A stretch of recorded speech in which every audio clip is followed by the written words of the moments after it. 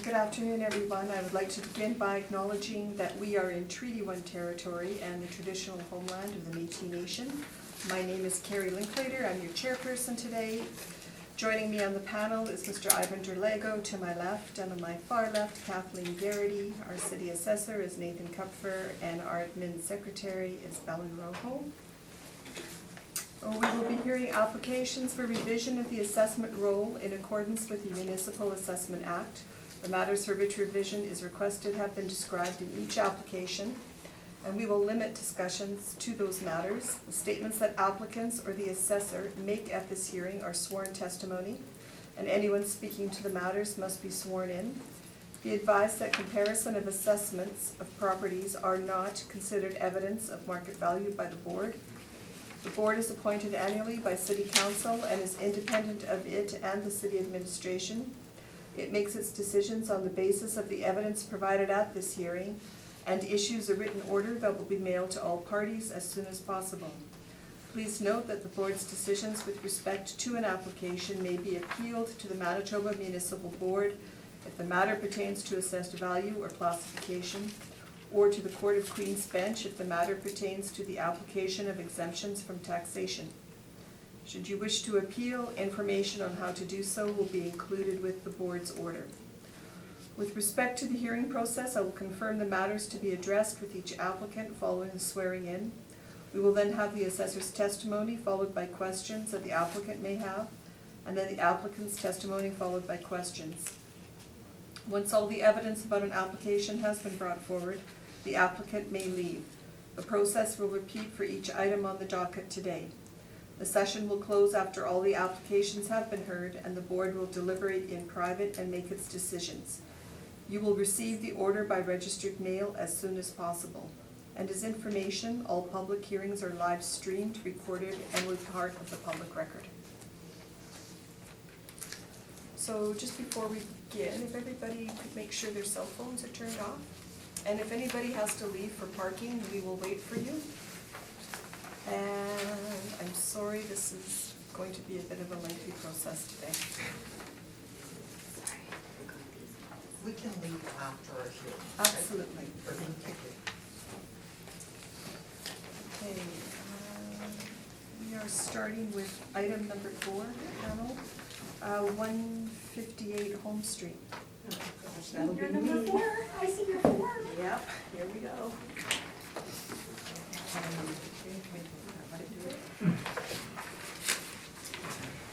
Do you swear or do you affirm? Please state your full name, Nathan Kupfer. and you affirm the evidence you represent is the truth, the whole truth, and nothing but the truth? I do. Thank you. You have the option to swear in on the Bible or to affirm without it. Please state your full name. And you affirm the evidence you represent is Item the four. truth, the whole truth, and nothing but the truth? Yes. Thank you. Do you have any items for the panel today? Yes.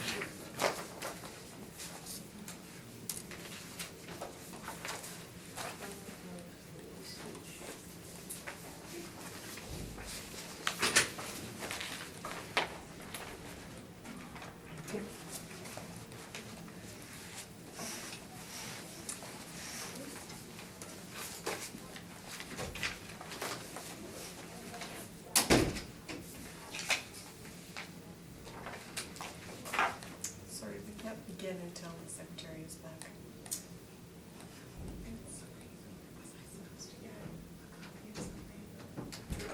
Yes. Okay. It's for 105. This lady in the far corner did not get her. Yeah, almost not the people.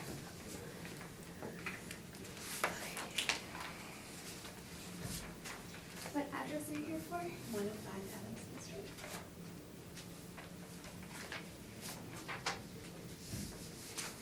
Thank you so much.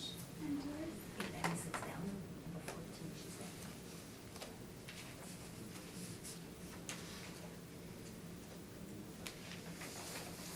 Two 275 Roslyn Road.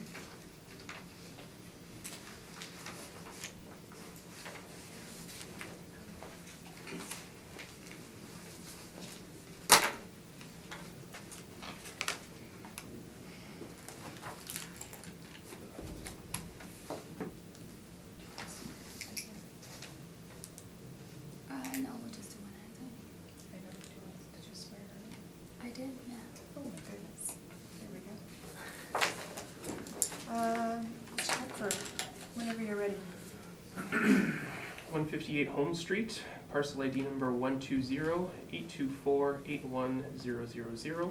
It's in the Wolseley neighborhood area. It's a 2.5-story multifamily conversion constructed in 1912 with an effective age of 1932. It's 2,250 square feet of living area, full basement with some basement finish, 2 full bathrooms, 1 half bathroom with a shower, no central air, no fireplace, and no garage. The assessed lot size is 3,312 square feet, and it has a commercial influence, which I believe is an apartment building.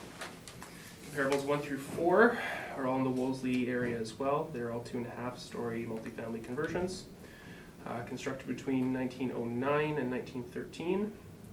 The living areas range from a low of 2,075 square feet to a high of 2,201 square feet. Comparables 2 and 4 have full basements, while comparables 1 and 3 have part area basements.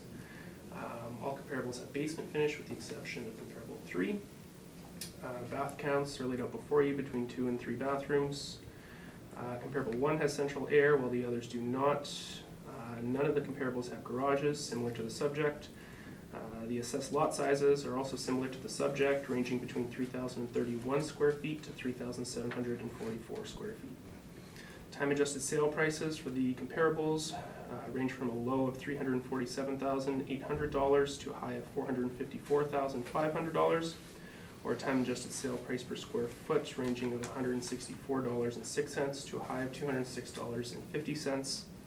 The 2020 assessment for the subject property is set at $382,000 or $169.78 per square foot.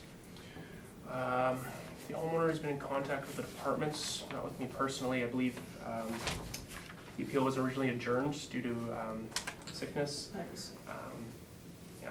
A few photos were submitted by the appellant, and we inspected the exterior of the property in 2014, which I also have some photos of, which I'd be happy to share with the panel. Thank you. Thank you. Did you have any questions of what the assessor has just presented? Yes, thank you. I believe that one of the comparables may not be accurately represented here. Which one? 524 Clifton. It states that, I just wrote this down, but the amount of full and half baths, I have the same listing, and it has, according to MLS, it has 2 full baths and 2 half baths, as opposed to the 3 and 2 that were listed there. Is that what it said, 3 and 2, or? The MLS listing shows a 3-piece bath in the lower level, a 4-piece bath upstairs, and 2 2-piece baths, which is what this represents. A full bathroom for us is a 4-piece bath, the tub shower Okay. combo. Okay. 3-piece bath we consider to be a half bathroom with a shower. That's why it's laid out that way. It's got Okay, a so 4-piece is a, full bathroom. A 3-piece is a half bathroom with a shower, and a 2-piece is just a half bathroom. okay, so full bath is a shower, a tub, Toilet sink. and toilet sink, okay, all right. Can you help me understand, I don't, the adjusted sale price, what does that represent? The time adjustment represents the percentage increase in our assessment between the 2 reference dates. So the previous reference date of April 1st, 2016 to the current reference date of April 1st, 2018. Right. Wolseley is in market region 7. Our average assessment increase over 2 years was 5.82%, or just under 3% per year. Okay. So that's what that should calculate out to. Oh, okay, all right. And when you're doing your assessments and having gone through these things, I'm aware how challenging that is. You're looking primarily at the size of the units or size of the building and the lot size, and whether there's commercial influence,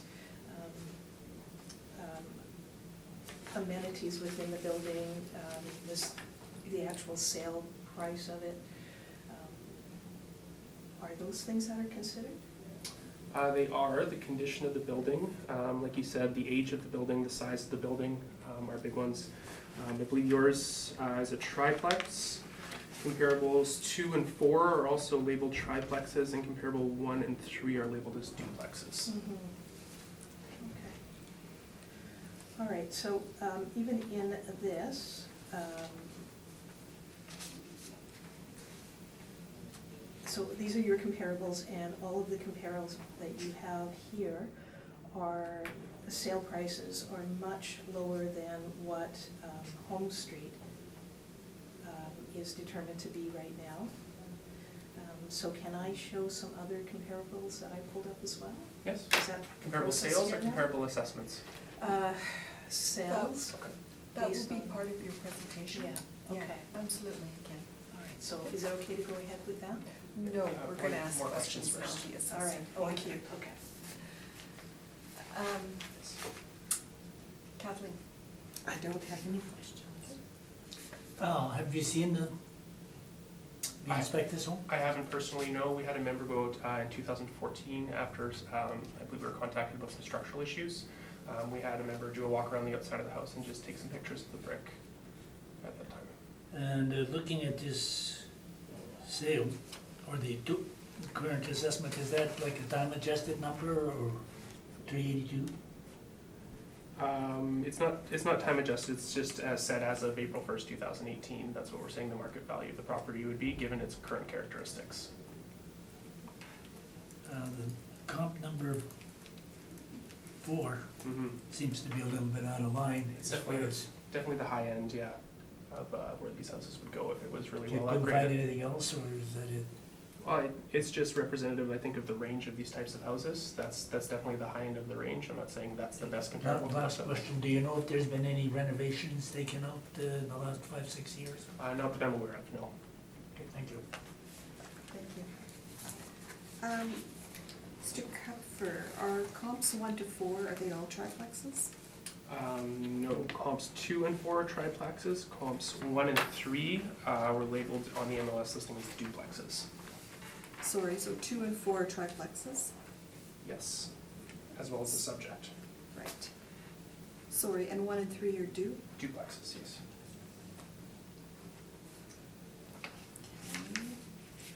Okay. So an exterior inspection was made in 2014? Yes. So when was the last time there was an interior inspection on this building?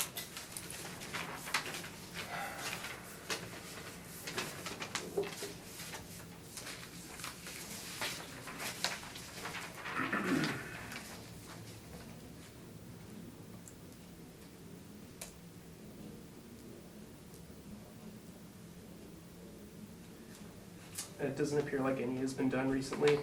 The note from 2014 simply says that technical assistant did an exterior inspection. No interior inspection, as the homeowner stated. Most of the issues are with the exterior. Did mention there is some shifting with the house. That's about it. Okay, so you've got a year built of 1912 and with an effective of 1932. So can you explain the 20-year span? Regretfully, I cannot know whenever that change would have made. It would have been done before our system carried over and started making notes. So it would have been over 20 years ago when that adjustment would have been done. Okay. Also the commercial influence, which you stated was an apartment. Yes. So how much does the city give for that? It's a negative influence, I'm assuming, in residential. It is a negative influence. Again, it would vary by the region and as well as the actual value of the property. In this instance, I would estimate somewhere in the 10,000 to 15,000 range. I'd be bumping the assessment down. And what was the overall increase for this area, Leslie? 5.82% over 2 years. 5.82?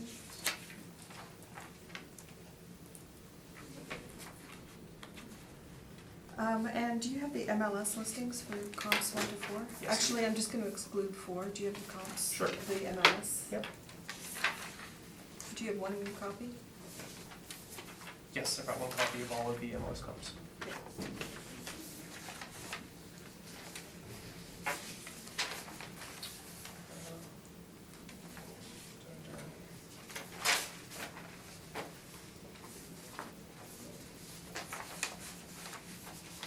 I'm sorry, I actually don't have Clifton. There was no MLS listing for that one. There's these two. And these are the photos. 2014 inspection. Um, Sorry. oh, you've got the, okay, great. And the inspection photos as well. Yeah. Yep, keep it all. Can we don't miss them? Oh, I'm sorry, I do have Clifton. Misspoke. Here you go.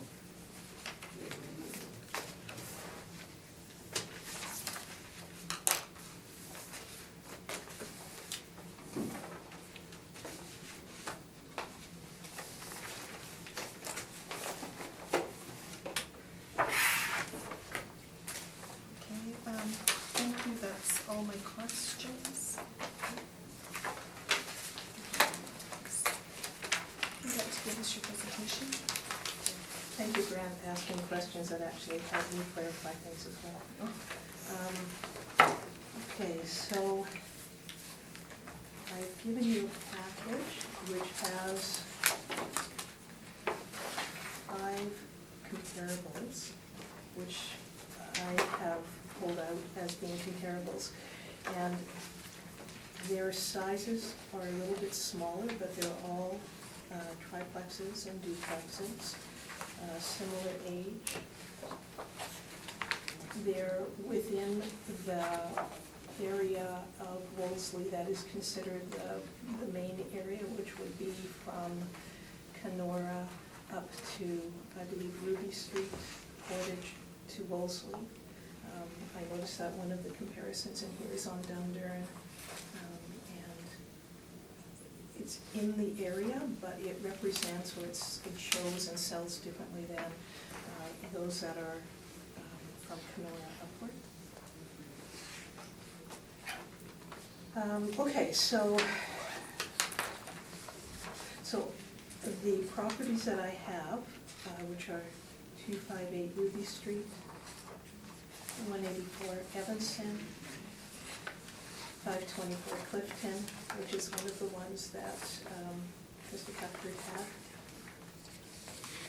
122 Ethelbert, and 94 Lemoore are all homes that were sold within the last year, or one that was sold in 2015, so they would be fairly representative of the current market.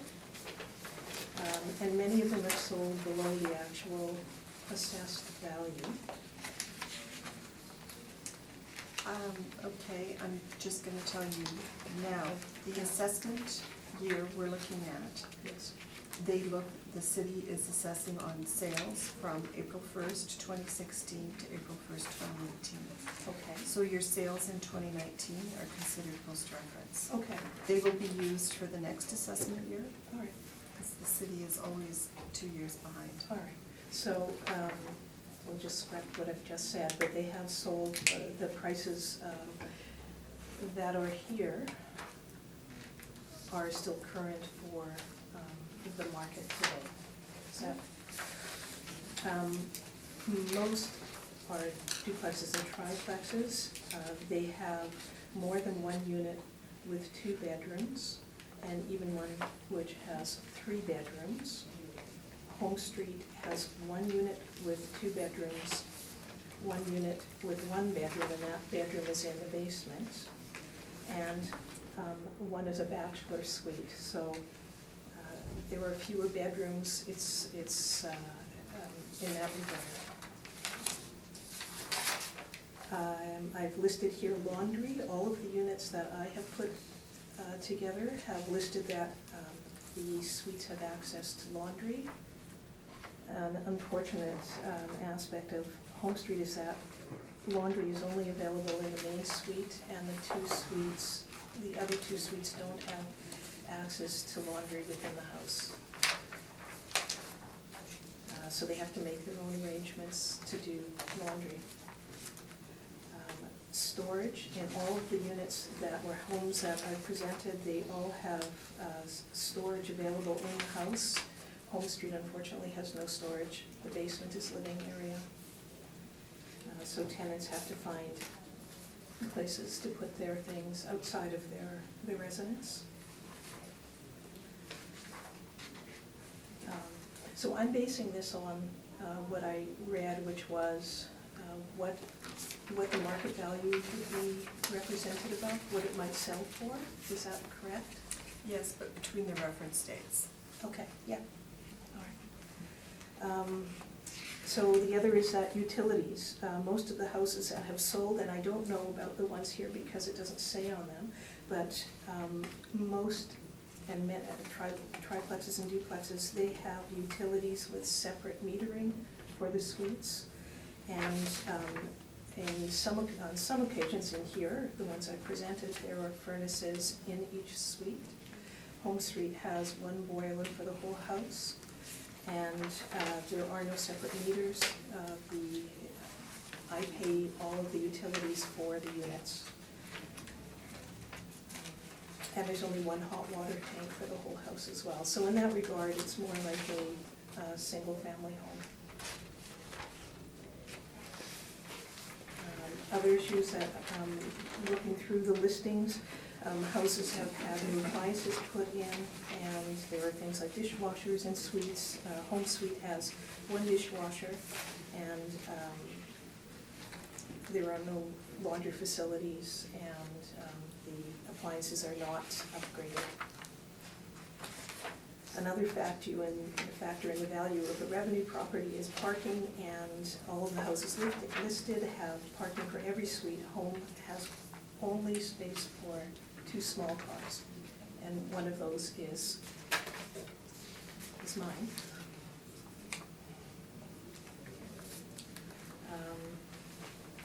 Upgrades, most of the houses as they've been sold recently, they've had upgrades to kitchens, windows, floors, and I have not done any of those major renovations other than regular maintenance since I've had the house in 2008. And a large part of the listings as well that I've presented, which are all have sold for less than the value of Home Street that is currently assessed at. They state that there's upgrades to the electrical service and that there is no knob and tube. Home Street has knob and tube in it. And I've had estimates, I've had 3 estimates. The estimates come in between $16,000 to $18,000. And so that would be reflected in the value of the home, or the resale value of it. And the other is, which Mr. Cuthbert mentioned, which is that there is some shifting in foundation work. The picture that you have from the assessor was from 2014, and the porch that is on the front of that house will be a cedar shake porch. I don't know if you can see it on those pictures. The front porch. It's a beautiful front porch, but when I purchased the house, what made the facade beautiful, made it stand out, and made the value of the house quite unique was that it had a gorgeous stone, fieldstone porch on it. It was huge. It was like walking into a castle. And unfortunately, it wasn't underpinned, and it was sinking. And it sunk down, and it pulled the front of the house with it. One thing I've learned about brick houses, unlike houses that are made of wood, is that when there's foundation issues with brick, it travels up through the masonry, and so now you have not just foundation, but you have masonry issues to work with also. And so I have had continuous and recurring issues with doing minor foundation work and masonry work to maintain the house. Otherwise, I would have to underpin the house, and again, the cost that I got on that a few years ago was close to $20,000. So,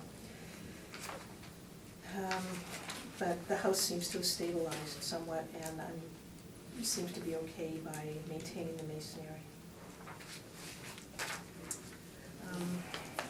So the value of a revenue property is based on many factors, and the income derived from rental is a large consideration, as Home Street does not have many of the amenities such as laundry, central air, sufficient parking or storage. The value of its potential is limited.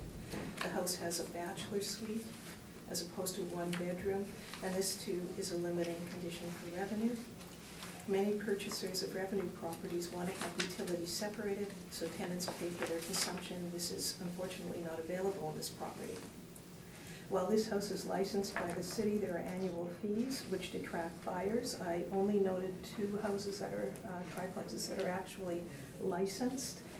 And my understanding was that it's a requirement if you have a multi-unit that you have a license. And along with a license, which is $610 currently, annually, that you also have to have a wired fire alarm system.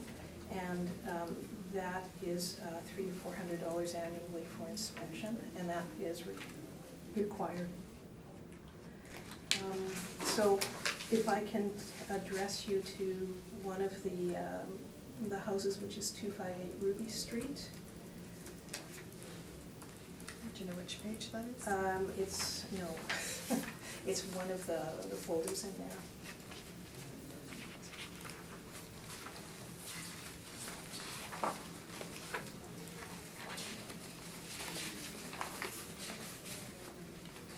Right there. So, this year Ruby Street sold for $354,900, and I won't even look at the assessed then. It's a triplex. Its square footage is a bit smaller, and its lot size is comparable, a little bit less, not as long. It has 3 units, 2 one-bedroom suites and 1 two-bedroom suite. It has separate hydro, coin-operated laundry, storage, 3 parking units. The upgrades to windows, roofs, soffit boiler, the fire system. I'm sorry, I'm gonna stop you, Yeah. because this is a 2019 sale, so Yeah. we won't even be considering it. Okay, all my sales are from What- 2019. Tell us more about the condition of your house. Okay, That's what's so this is my important. misunderstanding. When I spoke to the clerk, I thought it was current listings, so my mistake. So I've done a lot of work that's not going to be representative here. We are also gonna be asking questions, so Yeah. we'll be able to get more Okay. information about your house, so. Okay. So Home Street is, it's on a nice street. It is, main floor suite is a 1-bedroom in the basement with an other. It has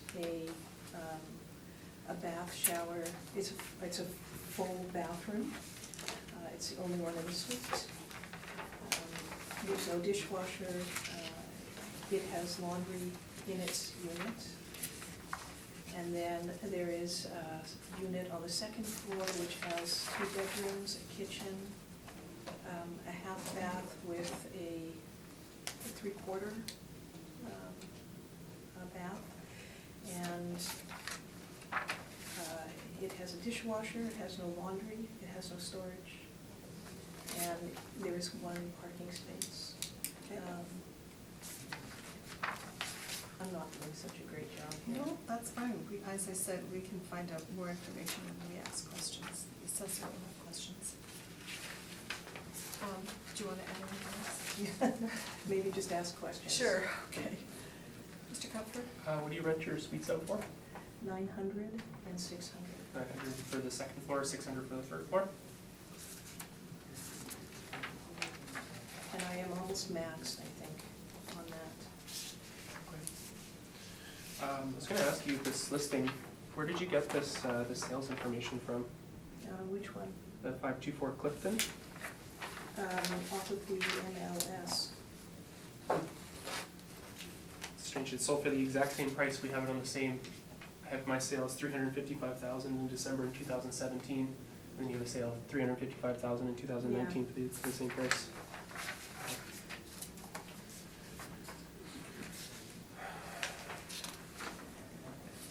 So it could be that there was either my mistake in taking down, if you put 2017, it's probably, It could potentially have sold twice, I'm not sure, because I wasn't checking sales after our reference period, unfortunately, so I can't say for sure whether that was 2017 or 2019 you have there. well, if it's 2017, then that would help my case, so let's say it's 2017, but no. It's in my I appreciate evidence it. then. Okay. So this house on Ethelbert, the one that is before the reference period here, it's only got 2 photos of it. Is there any chance, do you know anything more about the house really than what's in the Which listing? one, I'm sorry? This house on Ethelbert, 122 Ethelbert? 122? Yeah. I only have the images that came Okay. from the listing itself. Okay.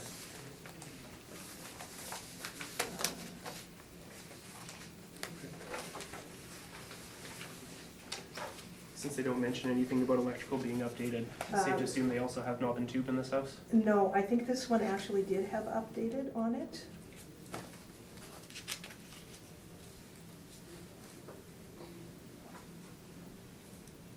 Even though it doesn't say it here.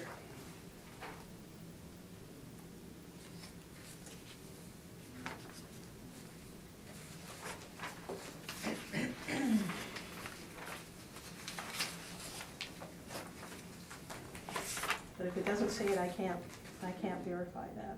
Usually if they put in the work, they're happy to say it on the listing. Yeah. Yeah, we Okay. spent 20,000 or whatever, okay. Okay, and obviously we don't know what kind of shape the foundation's in either.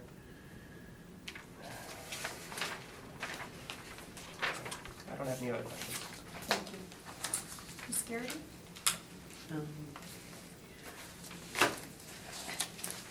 I think mostly, I'm hearing what you're saying and I see the documentation, but I guess I'm just wondering what were you asking, or what did you want, what do you think it should be? Well, I actually. Oh, I didn't see that, sorry. Yeah, I actually had real estate agents through, and so, but again, it's current value. And what I can say is that I bought this house in 2008, and I bought it during the bidding war. It was listed for $234,900, I believe, and I had already seen dozens of houses, bid on dozens of houses, lost those bids. When this house came up, I knew that the only way I was gonna get it was to go high. And I think as a result of that, I actually may have influenced its value. Because currently what I'm told, if I sell my house, it's not the revenue property that I thought it was going to be. But that's, again, this is this year's market, and we're doing this from the previous, but it's, for me, it's the same.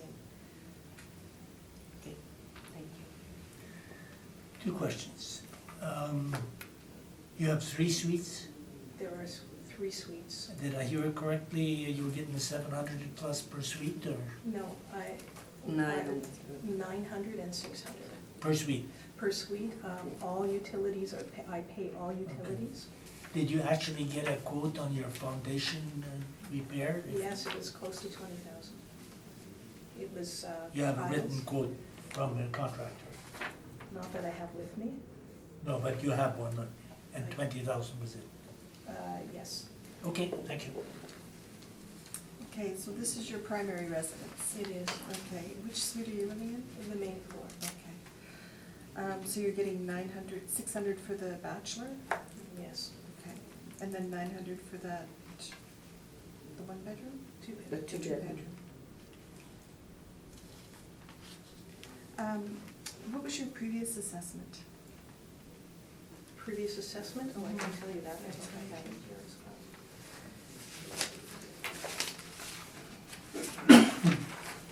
I believe it was 368. Yeah. And so in the sheet that I gave you on the first, right underneath the property assessment, I put the, since I've owned the house, the property assessments that have come through, so 2016 was 368, and that went up from 258 in 2014, Okay. or 358, excuse me.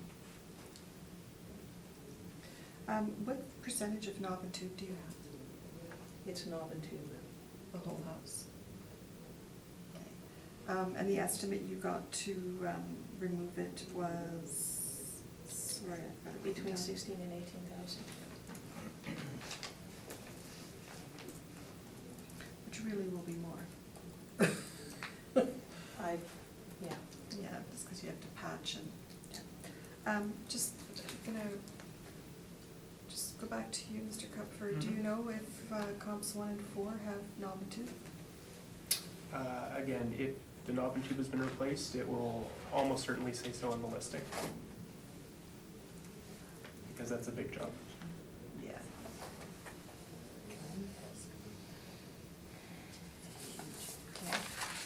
And how much have you spent already on your masonry repairs? Since I've owned the house? Just general. Probably about 12,000. Okay. And you have foundation issues? Which I'm thinking, It's, these pictures You taken can by the see. city are 5 years old. you can see that those are ongoing concerns, those, that's, I have to maintain all the time. So, how are you maintaining it? I have a mason come in and, So he's fixing this brickwork here. and it's a regular maintenance now. Okay, and that is what you've been, what you just stated, the 12 to 5, or 12 to, sorry, I've got, the 12,000 you've been spending since you owned the Yeah. house? Okay, and how often are they coming to fix that brickwork? Pretty much every year. Okay. Okay. Leave it with us. Thank you for coming. Thank you. And I'm sorry that I had, that I misunderstood what I was to be presenting here. No, unfortunately, it's, Everybody does yeah, Yeah. Okay, good We're luck, working on everybody. that too. Well, thank you, well, thank you, and thank you for taking time and.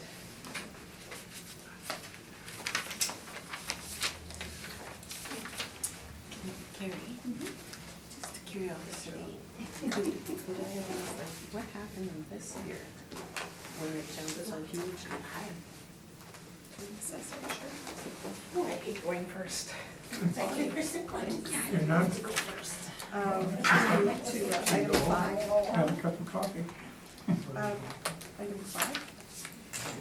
506 Craig Street. That's me.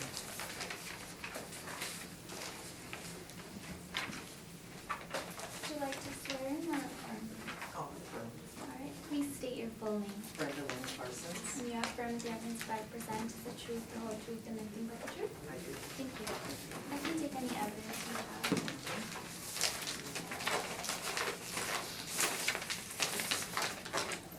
Thank you.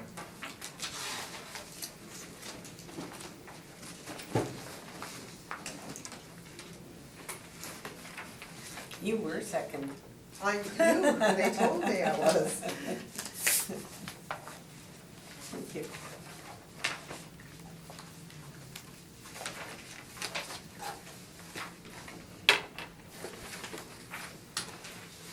And whenever you're ready, Mr. Cupfer. 506 Craig Street, parcel ID number 120-803-15000. This is in the Wolseley neighborhood area. 1.5-story dwelling constructed in 1910, with an effective age of 1955. 1,243 square feet living area with a full part area basement, no basement finish. 1 full bathroom and 1 half bathroom with shower. No central air, no fireplace. A detached single garage and an assessed lot size of just under 2,200 square feet. Comparables 1 through 4 are all in the Wolseley area. They are all 1.5-story dwellings, similar to the subject. Constructed between 1909 and 1925, with an effective age ranging from 1925 to 1949. The living area ranges from a low of 1,151 square feet to a high of 1,189 square feet for the comparables. Comparables 1, 2, and 4 have full basements, while comparable 3 has the part area basement. Comparable 1 has some basement finish, while the others do not. All comparables have between 1 and 2 bathrooms. Comparables 1 and 4 do not have central air, while comparables 2 and 3 do. None of the homes have fireplaces. Comparable 1 and 4 have no garage, while comparable 2 and 3 both have detached single garages, similar to the subject. The assessed lot sizes range from a low of 2,347 square feet to a high of 3,013 square feet. Time adjusted sale prices for the comparables range from a low of $224.14 to a high of $273.76. Sorry, that was the basic sale price per square foot, not the time adjusted sale price per square foot.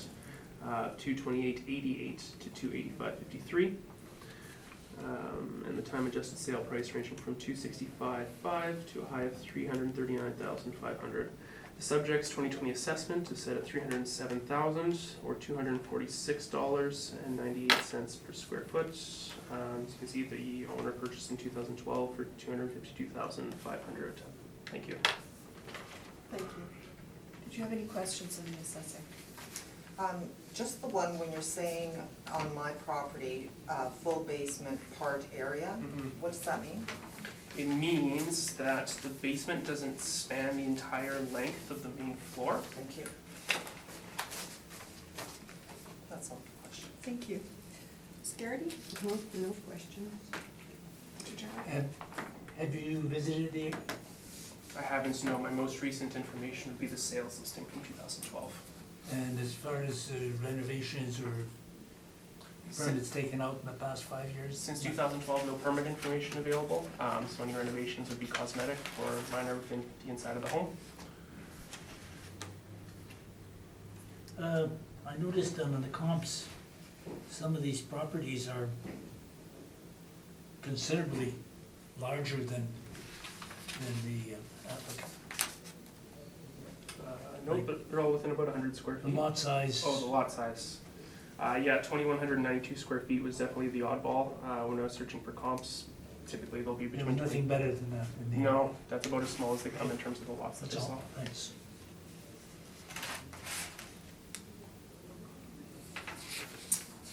So I do not have any questions. Do you have the listings on your comps?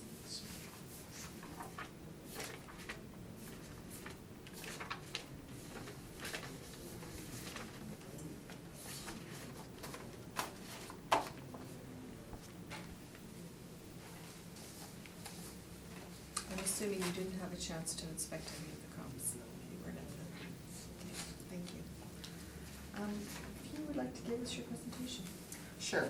So I'll just start off first of all with the sale price in 2012, $252,500. That is in fact the price that I did pay for the house. However, if you look at the MLS listing, it was for $219,900. The reason I paid such a high premium is I was living in a condo with my family in Tuxedo, and the crawl space underneath the entire condo was mold, and it was a health risk. I needed to get out quickly. I had my daughter with me at the time, I had a dog, and I don't want to get sick either. So we saw this house, and again, there was bid wars going on, so I did pay an extreme overpay for health benefits. So I didn't value the house at $252,500 when I bought it. Like, if I was just buying it, I might have bid $230,000 or something like that. But because of health reasons, that's why I paid over $30,000 to save my health and my family. That's number one. Also, regarding your comps, I like your comps. The only one I don't like, and I don't think is comparable, is 199 Aubrey Street, comp 1.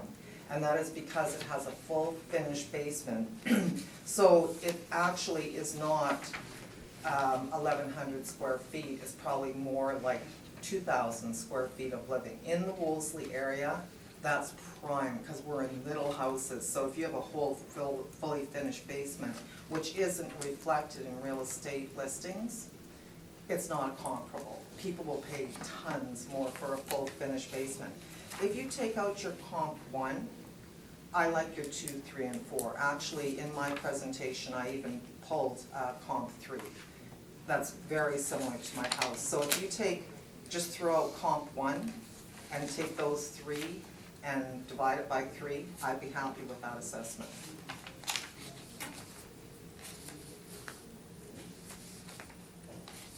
Sorry, what's your number then? My house number? No. Sorry, you just said you'd be happy with Oh, well, 286,000, 206? 286.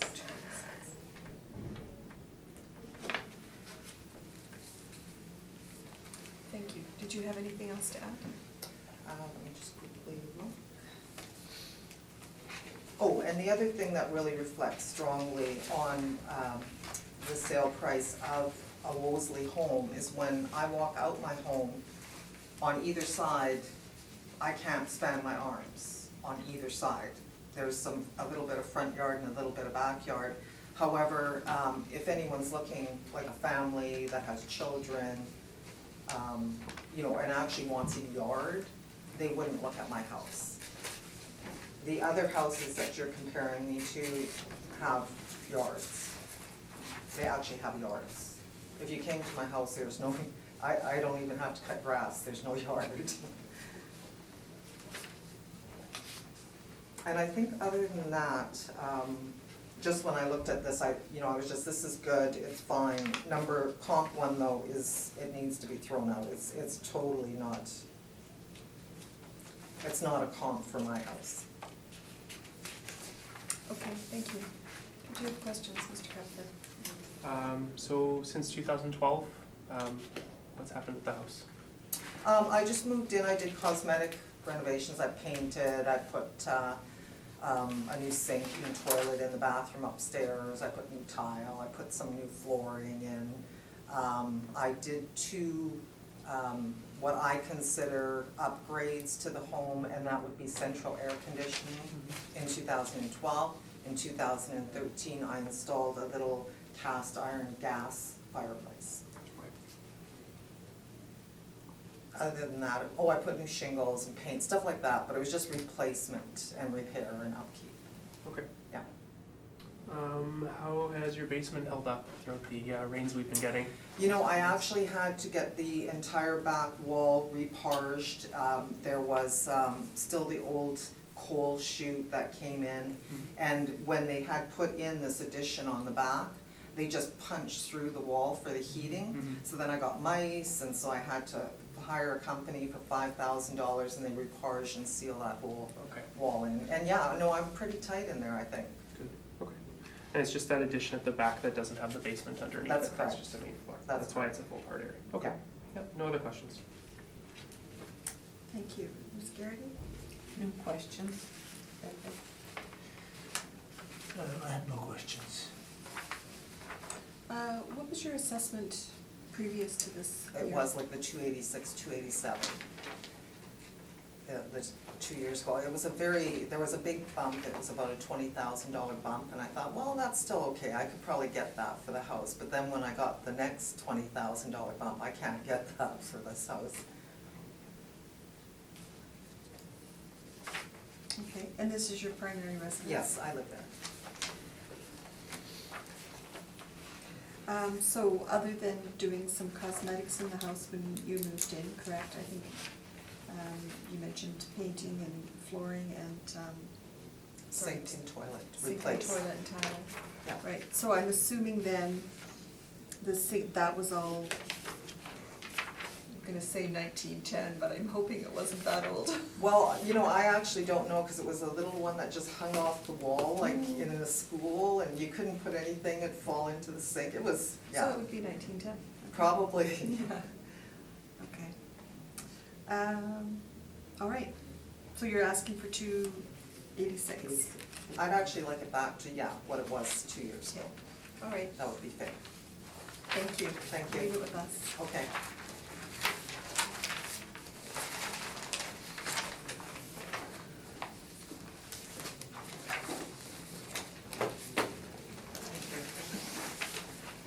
What happened with the first 3? They're reviewing them or they're coming later? Oh, sorry. That was the update you gave us. Okay. Item number 7. 105 That's Evanston. fine. That's fine. Because I'm way down the docket. Would you like to swear in or affirm? Alright, please state your full name. We are over. And you affirm the evidence to represent is the truth, the whole truth, and nothing but the truth. Yes, I do. Thank you. Do you have any evidence for the panel today? I do, and I'm really sorry, I didn't know what to expect, so I only brought one copy. And it's comps from I just asked my realtor and he didn't know either, so it's just for the customer. Do you We'll just share? make copies after. Is that okay? I'm It's sorry. not good, that's okay. So I'll give it to you first for review and then pass it down. Oh, and I've also got, these are for notes. I can hand that in later. I've also got just an email from my realtor looking at what, sold price per square feet would be using his comps, so I can. Is it a printed email? Okay, I'll submit that as well. I just, because I didn't know what to expect, while the other people were going, I was doing a little research on my phone, so I've got some notes on the back of this paper. So I didn't bring a notebook either, so sorry about that, but I'll hand this in later when it's time. Make sense? Mr. Cupfer, whenever you're ready. 105 Evanston Street, parcel ID number 120-822-15000, is again in the Wolseley area, 2.5-story single-family dwelling constructed in 1911 with an effective age of 1931. It's 1,824 square feet of living area, a full basement with some basement finish, 1.5 bathrooms, central air conditioning, fireplace, and no garage. An assessed lot size of 2,373 square feet, and it is on a bus route, and we do have light traffic attributed to the property. Comparables 1 through 4 are all in the Wolseley area as well. They are all 2.5-story single-family dwellings constructed between 1909 and 1913. Living areas range from a low of 1,653 square feet to a high of 2,127 square feet. Comparables 1 through 3 all have full basements, while comparable 4 has a full part area.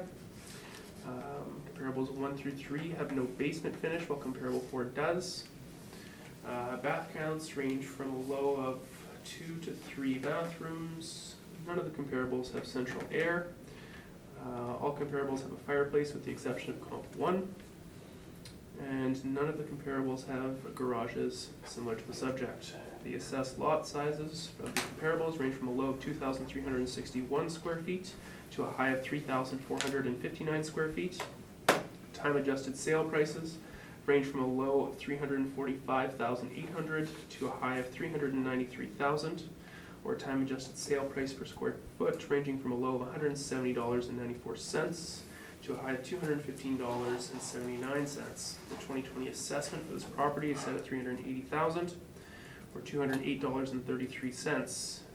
The owner has a post-reference sale in October of 2018 with a listing that I will provide you of $332,000. After seeing this post-reference sale, I went into our system and adjusted our property characteristics to align with what is listed within the sale, and I came out with a new value of $347,000, which I will recommend at this time.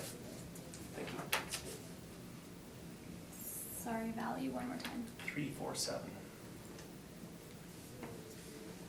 Great. So that's already got us halfway there. Thank you so much. You're welcome. So you're not willing to accept 347? I would like to make an argument for a lower price, if it's Okay. possible. Absolutely. Certainly based on the fact that I paid $15,000 less than that. And also that the assessed value is, if I'm correct, between 2016 to 2018? Right, As of a market date of April 1st, 2018. right. April So you're- 1st. So I guess the argument I'm making is a bare minimum, we could go with the actual sale price that would have happened 6 months after, because that's what the market determined. Is this time for me to do evidence or time for No, any it's questions? not. But Oh, but sorry. also, that's a post-reference sale. So it's Exactly. actually after the April 1st, So it 2018. can't tell, and I understand. But then when I was listening, and I'm sorry, I don't know how this works. That's okay, we'll just start with the Start with- procedure. Yeah, Mr. sorry. Kupfer? Yes, Sorry, you presented, didn't you? I did. You Yes. did. I'm sorry. This is what happens when you're here day after day after day after day. Yeah, so I recognize that the value at 380 I was way out of whack, it was too high. Like I said, I went in and amended the property characteristics within our system and it produced a value of 347, so that's what I'm recommending today. Because we're not supposed to take the post-reference sale into consideration. Questions? Did you have any further questions? I'm just curious about the process, because like I said, I've never been here before. So before I found out, thank you so much for that, by the way. No problem. Really appreciate it, because I was like, whoa!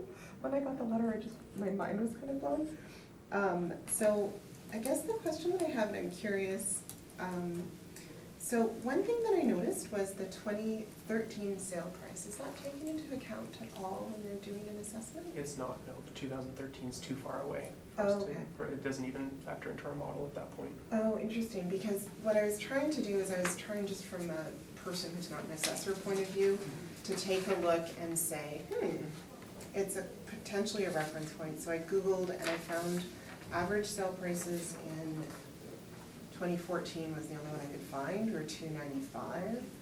2018 average sale prices were $306 in Winnipeg, so that would be a 3.7% increase from. Sorry, I'm just gonna tell you that this Doesn't is. matter at all. No, this is part of your presentation. This is just Oh, questions. are we still questioning? This is just strictly questions to the assessor of what he has just stated.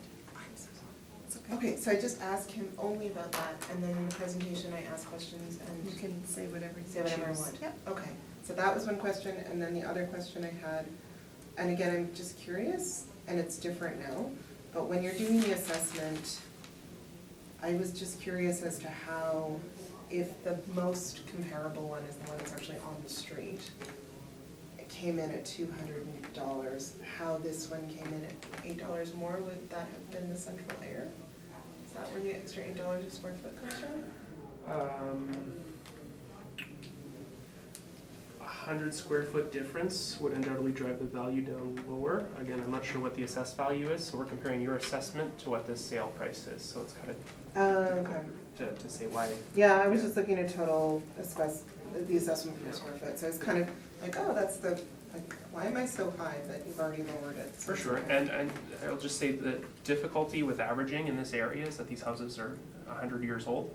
So there's a huge variation between the quality of some houses to other houses. Yeah. So ideally what I'm trying to do here is find the closest comparable and say, okay, based on that, within our reference date, that's what our value should be. Yeah, makes sense. Okay. So I guess that's all. Okay, thank you. Ms. Garrett? I don't have any questions. No? Thank you. Would it be fair to assume that housing more or less can say 3% a year?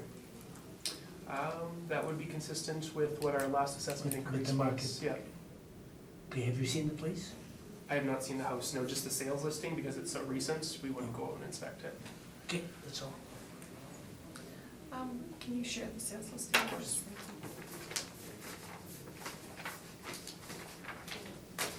Subjects on top and the codes are behind. Do you know when this property was last inspected? No inspection history, so it's definitely been some time since we've actually had boots on the ground within the house. So you don't know what gives it an effective age of 1931 then? Oh, we can adjust the effective age just based on the improvements that are listed within a sales listing. Like if they tell us, okay, we've replaced the roof, we've redone the windows, those sorts of things, we'll make the adjustment based off of that. Okay. Do you have a new total per square foot on your Certainly recommendation? calculate one, yes.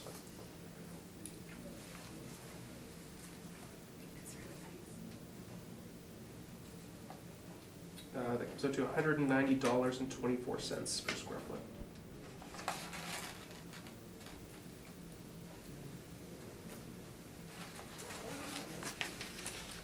Okay, thank you. That's all my questions. Would you like to proceed?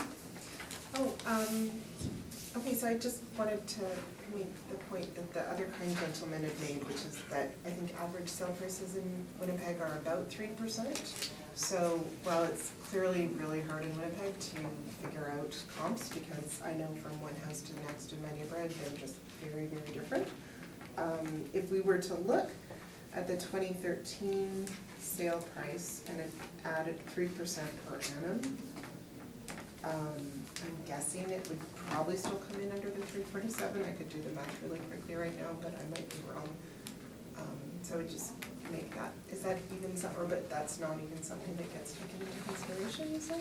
Are you saying taking your post-reference sale and then working backwards Oh, on an I see. assumed market increase? No, what I was gonna say is taking the 2013 sale and doing a 3% average increase. That wouldn't be appropriate, unfortunately, because I can't say what's changed in the house. Like, there may have been upgrades that were done in between that 2013 sale and your recent sale. Okay. That would influence that 3% increase, right? Like, if Oh, they okay. spent a bunch of money and, redid the knob and tube or redid the windows or something like that, Right. obviously that would account for a higher than the 3% annual increase in Exactly, value, but right? I think that, and you guys know the math better than me, if we take into account the actual sale price, which is outside the range, and then the 2013 sale price, which is also outside the range, perhaps we could whittle down the assessment a little bit more, I guess would be my pretty please request to the committee. So that would, my basic argument is I purchased the house 6 months after the closing date for what my realtor told me was actually slightly above what I should have paid for it, which was kind of sad to hear. And so if it's possible to adjust that value down to 332, I would really appreciate it. I think there's probably some good arguments that could be made using the 2013 reference and the 2019 reference that would be much more accurate in terms of an actual value of the house than trying to pick up comps in Wolseley where every house is so incredibly different. I'm happy to tell you anything about what the house is like, if that's helpful. And sorry I didn't know better how to prepare. Okay. And I've got, one other thing to mention. So the email that I'll hand in now is, so on recent sales, which I know don't count, the good average sale price for a home like this is $321,250. And the metric that he came up with would be a sold price per square foot of $176. And this is from a realtor who also just looked at houses that he's been in, mine, and found houses in the neighborhood that are like mine. In terms of the kind of, I think I'm supposed to tell you all the things that make it a horrible home or an unvaluable home. It's got a very small yard. In fact, the people I purchased the home from sold it at a loss because they had a baby and wanted a yard. It's not just on a bus route, it's on a scout route, so we can't park on the street all winter, which is really fun. And there are other houses on the like my immediate neighbors. I love them, they're wonderful people, but it's not great curb value. They've got, the house is literally falling apart on both sides of the house, actually. Both of my neighbors have just falling down, visible cracks. One of them actually has most of the windows kind of boarded up. So I didn't care, because I'm really new to the house, so I just bought it, but that would probably impact the actual sale price. Okay, thank you. Questions, Mr. Kupfer? I'll do that. Any changes since you took possession about a year ago? Oh, so since I took possession, I bought a shed, and I installed laundry in the mudroom on the main floor, Nice. and I painted. Okay. And I bought a couple new appliances because they broke. Okay. Any nasty surprises, any big cracks, or did you get water in the basement or anything over the last few months? It's held up okay? Basement's in good condition, it's just cold. Yeah. Yeah, it's really cold. Drafty. old You house. knew that going into it. I knew that going in. Okay. Yes. Yeah, that's all my questions. This is the appellant's evidence. Thank you. Gary, did you have any questions? I don't. I have, Yeah. just to clarify, so you were asking for 176 per square foot. That's what my realtor suggested would be a fair market Did you have value. any other number in mind, or I mean, I personally would be happy with 332, which is what I- 332 which is? would actually be more than 176 per square foot. So I'm gonna just rely on your understanding of the process. And no big massive repairs or quoted or anything like that? Okay, thank you. And I have no questions, so leave it with us. Thank you. Oh, and how long does it usually take to reach a decision? A decision will get made Get- today, Oh, but and you'll it'll just be send me in a. the next couple of days of going there. Thank you so much. Thank you. Did you need it? What is this one? And I have to figure out who's next on the list.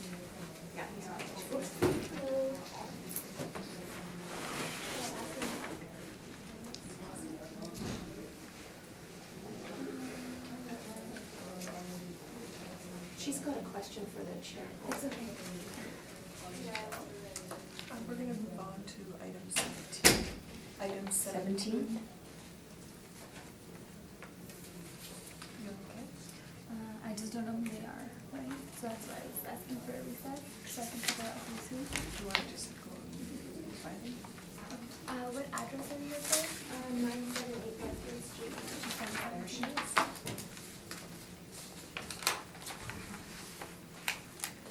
Come on.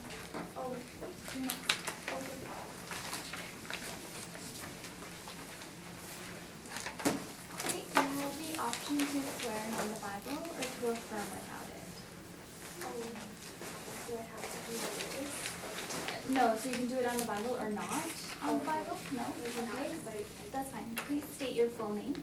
Nina Sayrat. And you affirm the evidence you're about to present is the truth, the whole truth, and nothing but the truth? Yes. Thank you. And do you have It's any in evidence for the panel today? No, That's sorry, okay. I'm very. Verbal evidence is fine too. You can take Okay, thank you. Sorry, Mr. Cudfer, you saw that we're jumping to 978 Garfield? Yes.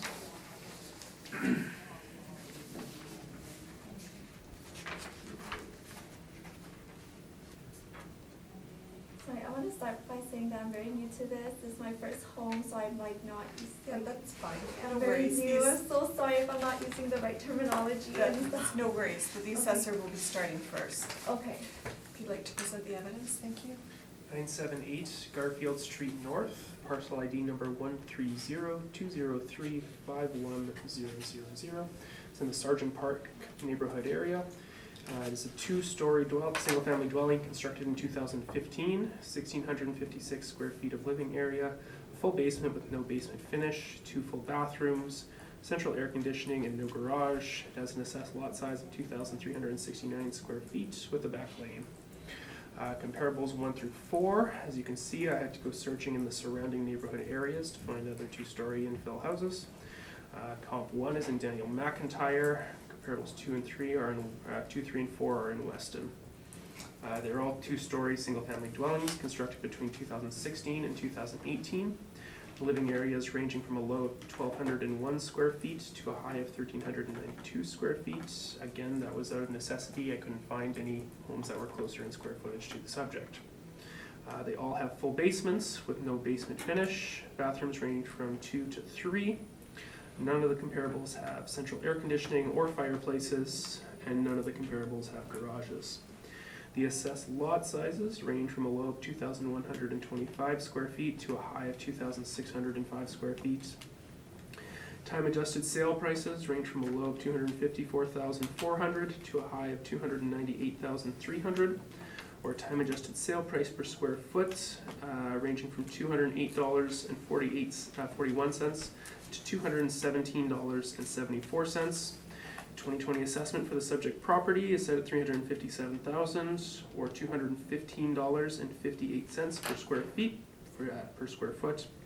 The property was purchased by the current owner in January of 2016 for $312,000 as a first-time sale.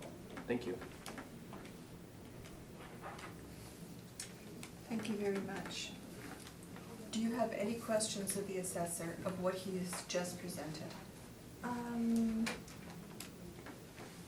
Is there like a possible way that any of these homes can maybe build a garage in the future to kind of like get their home to sell more? Because I know, I think I saw like the comparable 3 had like a 33-foot wide lot, so they can possibly build a double garage in the future. right? Comparable 1 is a 25-foot frontage. Comparable 4 is also 25-foot frontage. Comparable 3 is 33-foot frontage, and I don't have the frontage for comparable 2. It was a private sale, so I don't have a listing for that one. But obviously the total square footage of the lots is fairly comparable. So I don't know specifically if they're allowed to build single garages or double garages or how that would should go. Yep, no, that's fine. We have questions too, no worries. Ms. Garrity? Just looking at the averages and also the 3%, neither of those figures come to the 357. And so I'm just wondering what different calculation you used, or what I should be using differently. So I'll just explain 357. That was a model-driven assessment that's based on the comparable sales that we have. The 312,000 was a reduction that was made from the previous assessment cycle to match the homeowner's sale price because their sale price fell in line with the previous reference date. So they bought the house in January 2016 for 312,000. That was close enough to the April 1st reference date where they just said, okay, we'll say 312,000 is the value for last year because that's literally what you paid for the house. No adjustment was made. So that's why the percentage increase was so much higher, because it was artificially lowered for the last assessment cycle, and 357,000 is what's being produced by our model right now based on the comparable sales. Okay, thank you. No questions. Okay, so this is an infill. Yes.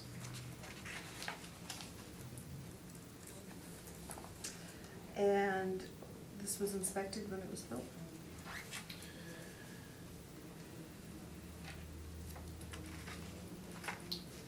Yes, I believe it was 2017 is when the permit was closed off and the home was actually added by our department. Okay.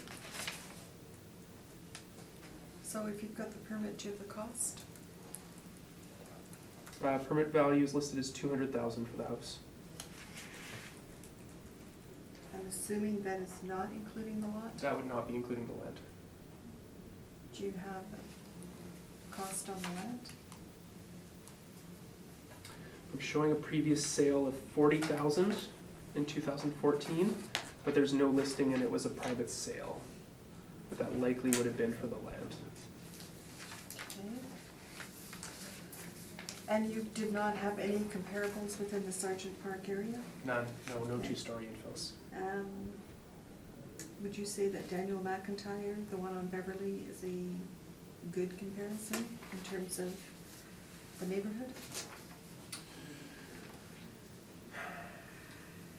In looking at our map, yes, I would say comparable 1 is closest. In terms of proximity, it's just like Sargent, similar to the subject, whereas the other 3 comparables are fairly far north, obviously north of Notre Dame, as you can see.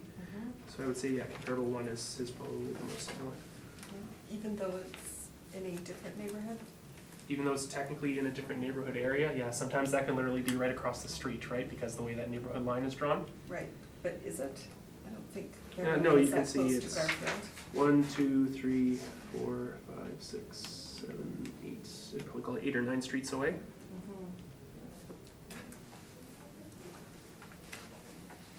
Would you say Arlington is a demarcation mark?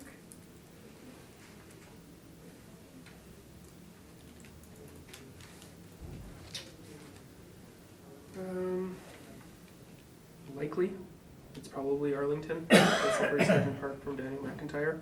I don't know exactly. I'm just saying that on the flip side of Arlington, it's a very different neighborhood from the subject property. Okay.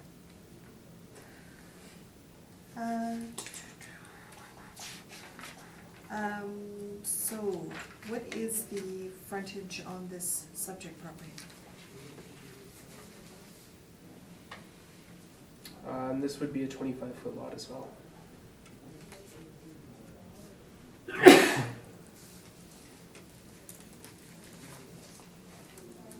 And sorry, I'm just gonna clarify, your comps 1 to 4 are all infills, correct? Yes, oh yes.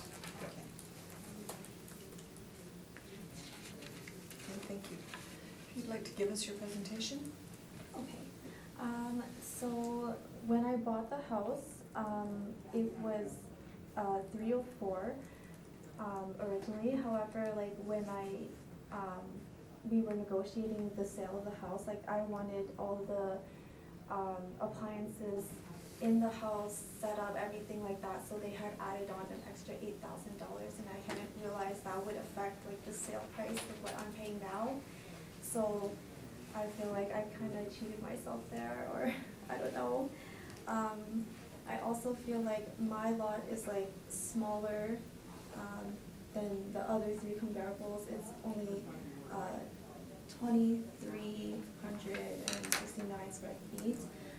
Also, I was surprised to find out that my garage, like I can't build a garage, a double garage or anything because of my backyard. Like I can only park 2 spaces of cars there and that's it. And I have no more yard after that. So I know that's gonna affect my future sales because of that shallow lot. I also can't build a fence, like a sliding fence, because it would go over to like the other person's yard. So I feel like I have no potential development there as far as garages. The other homes seem like they're newer. Mine's a 2015. I don't know. Sorry. Also, I feel like the sale price of $312 for it to jump to $357 is a really big jump. I think that's like $45,000. So I feel like that's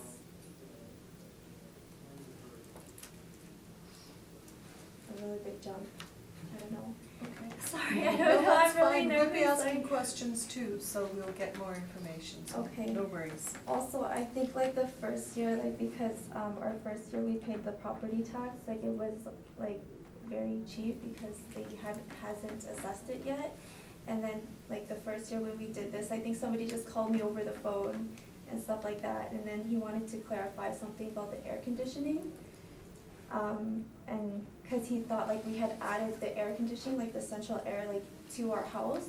However, that was like included in our house, but because they built the house in winter, they said that they would just install it in the summer. So I don't know if that had anything to do with the sale. Okay. Thank you. Mr. Cutler, any questions?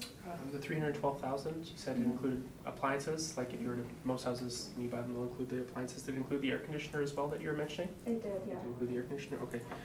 Was there any landscaping on the property when you took possession? Was there grass or was it just mud?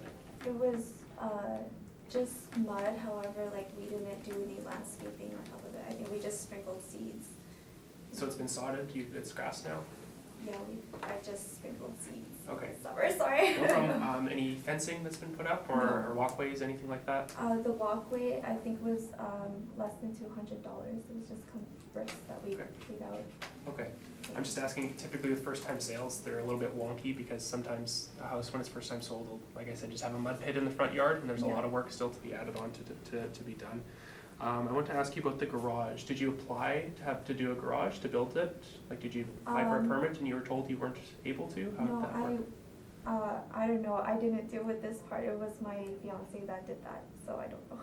He just said we can't do it because the way the space that we have in the backyard, it doesn't meet the parameters that they require. Okay. Okay. Sorry, I don't deal with that stuff. That's okay. So since 2016, any changes inside the house, or is it still the same as you would have got it from the builder? Yeah, it's the same. Okay. And any issues with the house since you've moved in? Just a couple issues with like the windows cracking and stuff like that, but we contacted the builder and they said they'd come fix it and stuff. Okay. Okay. No other questions? Thank you. Ms. Garrity?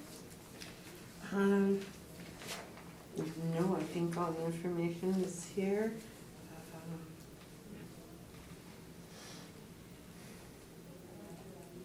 I'm good. A couple questions. You say you bought the house furnished or just appliances? With the appliances. Mostly appliances, no other furniture. No, no. What do you think the value of the appliances were? Well, they told me it would cost 8,000, like for the fridge, the stove, the oven, the laundry, the laundry and the dryer, and then for the setup as well, for everything to be connected and delivered. That's So what do you think is a fair assessment? For What me, number are you looking for? I want to be closer to like 315. 315? Yeah. Okay, thank you.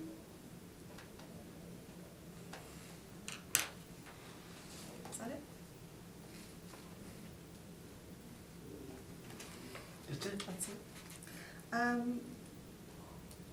So there was a house existing on this lot. Did you purchase the existing house and then, no? So it was a builder home? And who was the builder?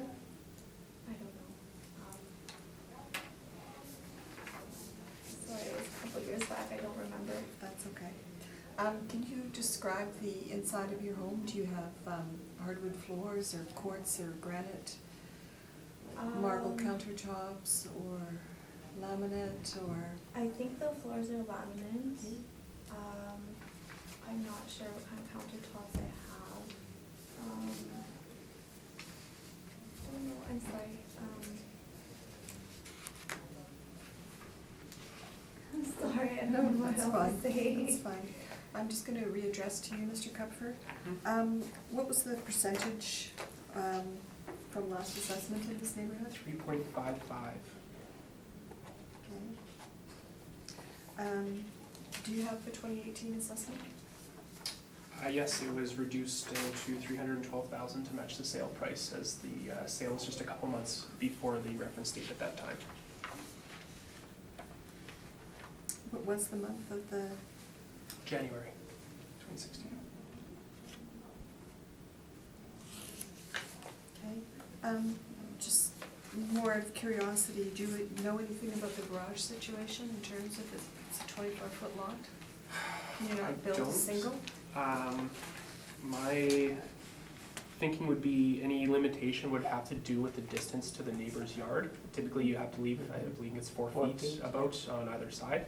So it would depend. I assume you could build a single garage if it was right in the middle of your property. It would just be kind of awkward to do it there, obviously. Yeah. So that's probably why you said we can't. Yeah. It's because where you would want to put it, you'd be too close to the neighbor's garage, and I assume it wouldn't fit. Yeah, and we have like a 2-car family, so Right. I don't think that would be ideal. Mm-hmm. Sorry, I know I'd asked you this. This house was inspected in 2017. Was it an interior inspection? They don't say on the listing. They list the permit value, the waterworks date for when the water was turned on, and then the effective date we added the house for. It doesn't say whether it was an interior or an exterior inspection. Because there's no notes of the interior, I would assume it was just an exterior, just to verify the building plans were correct. Right, and it was 200? The declared perfect The construction value for the house was 200,000, yes. Does it say who the builder is? Doesn't, I already checked, I'm sorry. Okay. Thank you very much for coming in, leave it with us. Okay, thank you. Is everybody okay to do one more hearing? Yep. Before Can we- I hear this gentleman? Yeah, I don't think he's. Thank you so much for your time. But yeah, thank you. But he's been But here I waiting don't- right away. Sorry. It's all by. No, I don't, that one, so I wasn't sure. That was just, No, I just don't. So we're gonna go to item number 10. What's the next number? We are going to be looking at 1538 Logan Avenue. That's me. Number 10.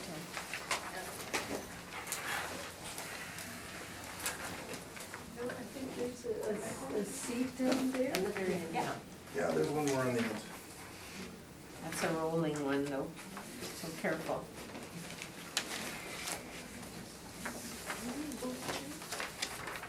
You can take another one, John.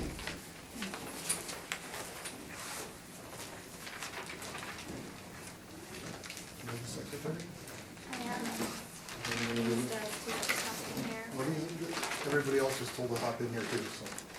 everybody? Yeah, so this way they can get an understanding of what's going on. No, it's fine.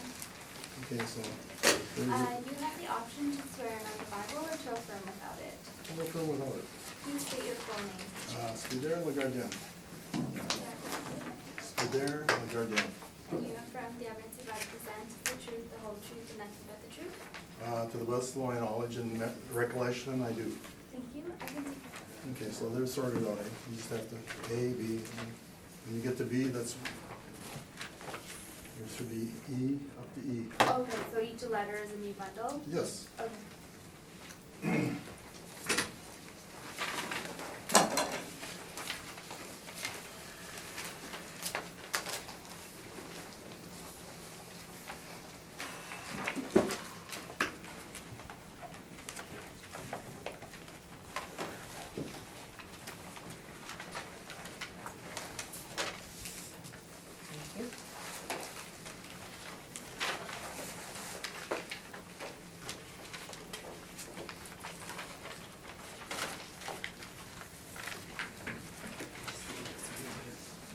Oh, your copy's there. Oh, it's not yours, but you have one on your coat too.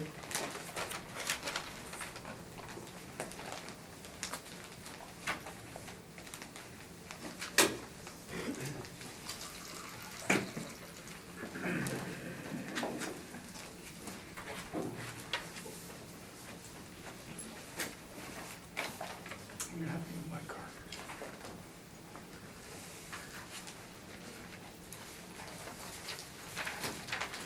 Whenever you're ready, Mr. Cuthbert. 1538 Logan Avenue, parcel ID number 130-903-58000. It's in the Weston neighborhood area. It's a 1.5-story single-family dwelling constructed in 1945 with an effective age of 1960. It has a 1,060 square foot living area with a surface foundation, meaning it has no basement, so obviously no basement finish. One full bathroom, no central air, no fireplace, no garage. An assessed lot size of 4,246 square feet. It's on a bus route. It is commercial adjacent, and we have attributed heavy traffic to the assessment.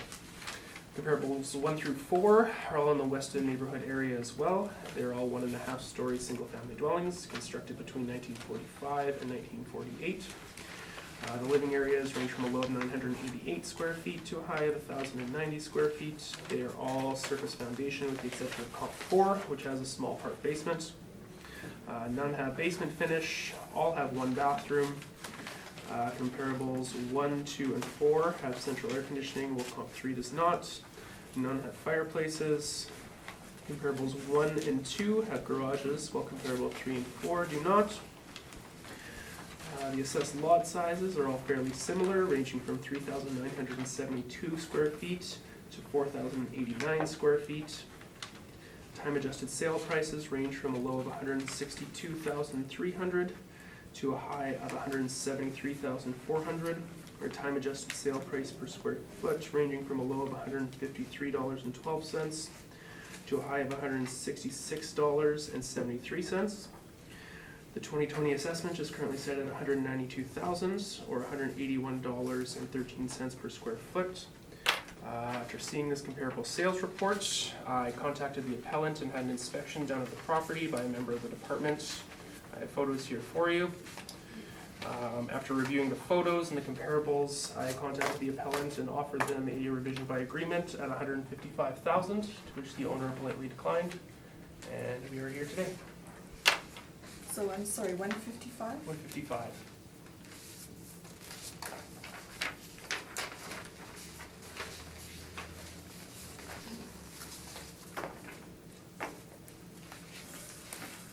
Okay, thank you.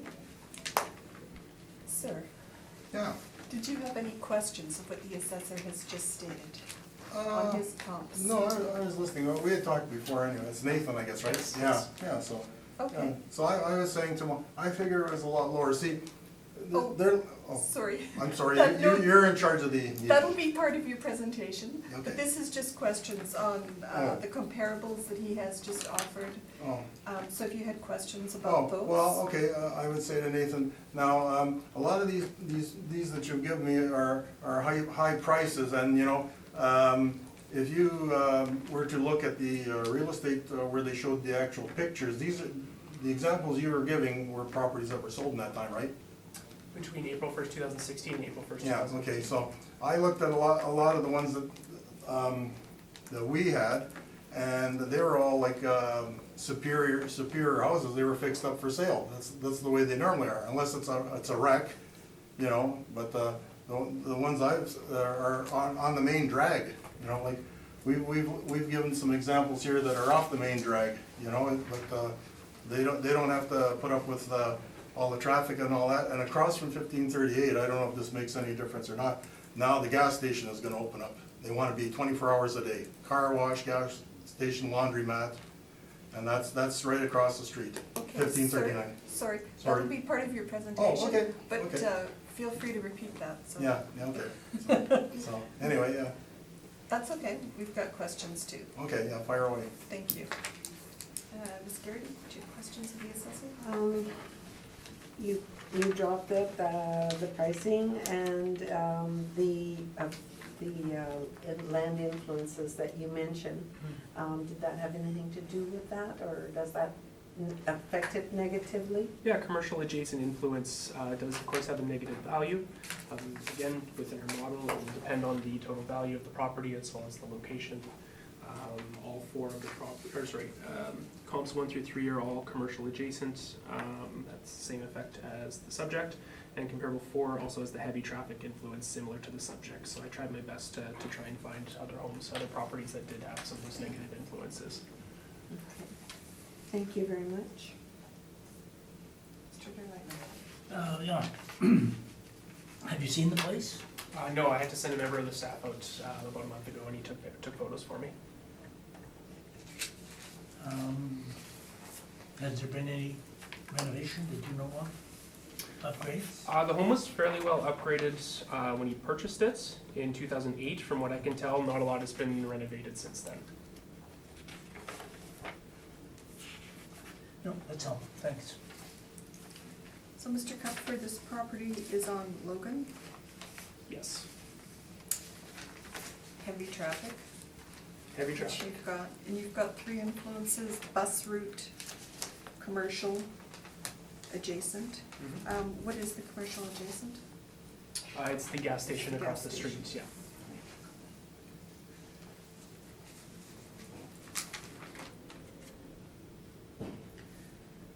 yeah. So when the city puts 3 negative influences on a property, are each of those influences treated separately? Yes. Okay. So what would be the dollar value on each of those, approximately? Approximately, I don't believe we have any value attributed with being on a bus route at all. The commercial adjacent, as I stated earlier, I think in this area would be between 10 and 15,000, probably closer to 10 because it's a lower value property. And the heavy traffic, I would say, is probably between 15 to 20, despite it being a fairly low value property. That is a big negative influence. And the gas station? That is the commercial adjacent. Oh, Yeah. thank you. Sorry.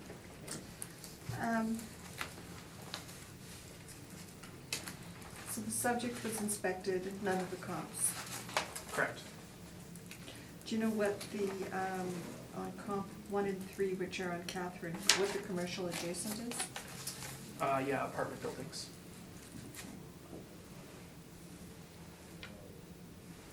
And what about on Alexander?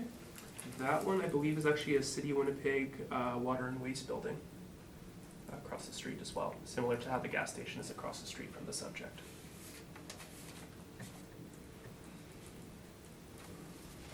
So you acknowledge then that this commercial influence on the subject property is much more detriment being a gas station than an apartment building or a city water building? I was actually hoping to ask the appellant about that because my information was that the gas station's been closed for some time, so I'm not. Yeah, but they're, right now, Oh, it's some. We'll hear sorry. about that. Okay. No. Yeah, I'm not sure if it's deserving of the commercial adjacent because when I looked at the photos, it looked like the gas station's been closed for some time. Okay, So I well, might we'll just. find out. Yeah, we'll find out. Okay. What was the percentage for this area? This area. It's market region 4, so 3.55% again. And the 2018-2019 assessment was 185, so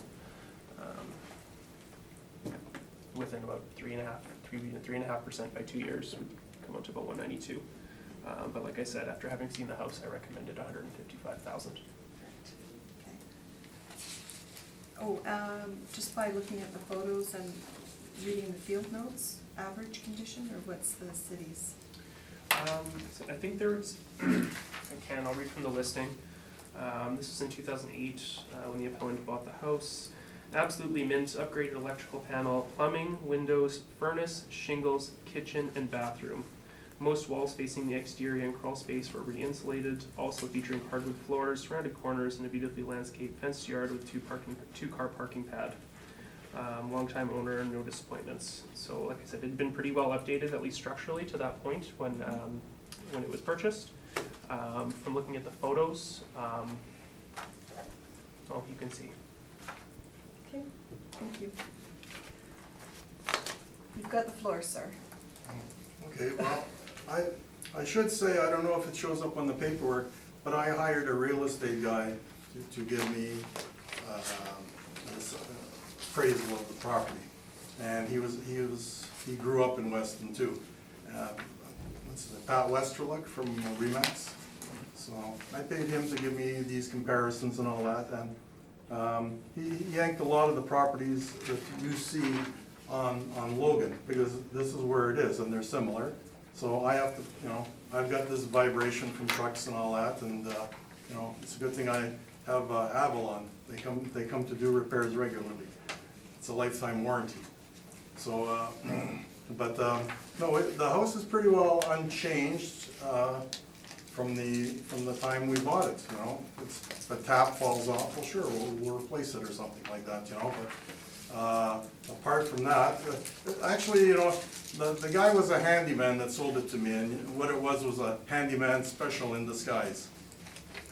So you have vents upstairs that don't do nothing, they're cosmetic, they don't blow heat. You use up a couple outlets at the same time and you're blowing breakers, So, what else was there I was gonna say? But, we got a neighbor's house that is a bulldozer special. I don't think somebody would be willing to pay big money for that, Right now, I haven't really done anything to it. A few pieces of fencing I've replaced. There was wooden fencing, so I put in some chain link. But there's no pad, there's no air conditioning, there's no deck, no garage, no carport. So I know for the assessor too, it's he had to get out and do his homework too, to look around. So, but, I know the building the best, because I own it. So, I don't know, does the committee have any questions? Yep, we will. Thank you very much. Mr. Kupfer? Is this a rental or do you live in the house? I have a friend staying there, Okay. so. Is there a rental No, value? no, Okay. no, so, they don't make enough money to pay rent.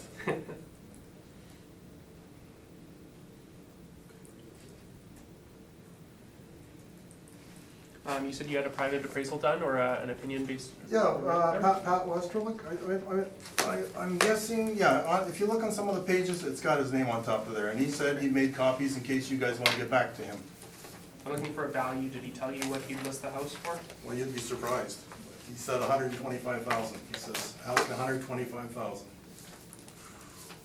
I paid 123,900 for it. And he's walked through the house before? He took pictures too.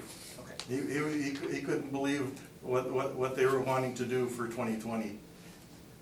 If you look at the, I've got a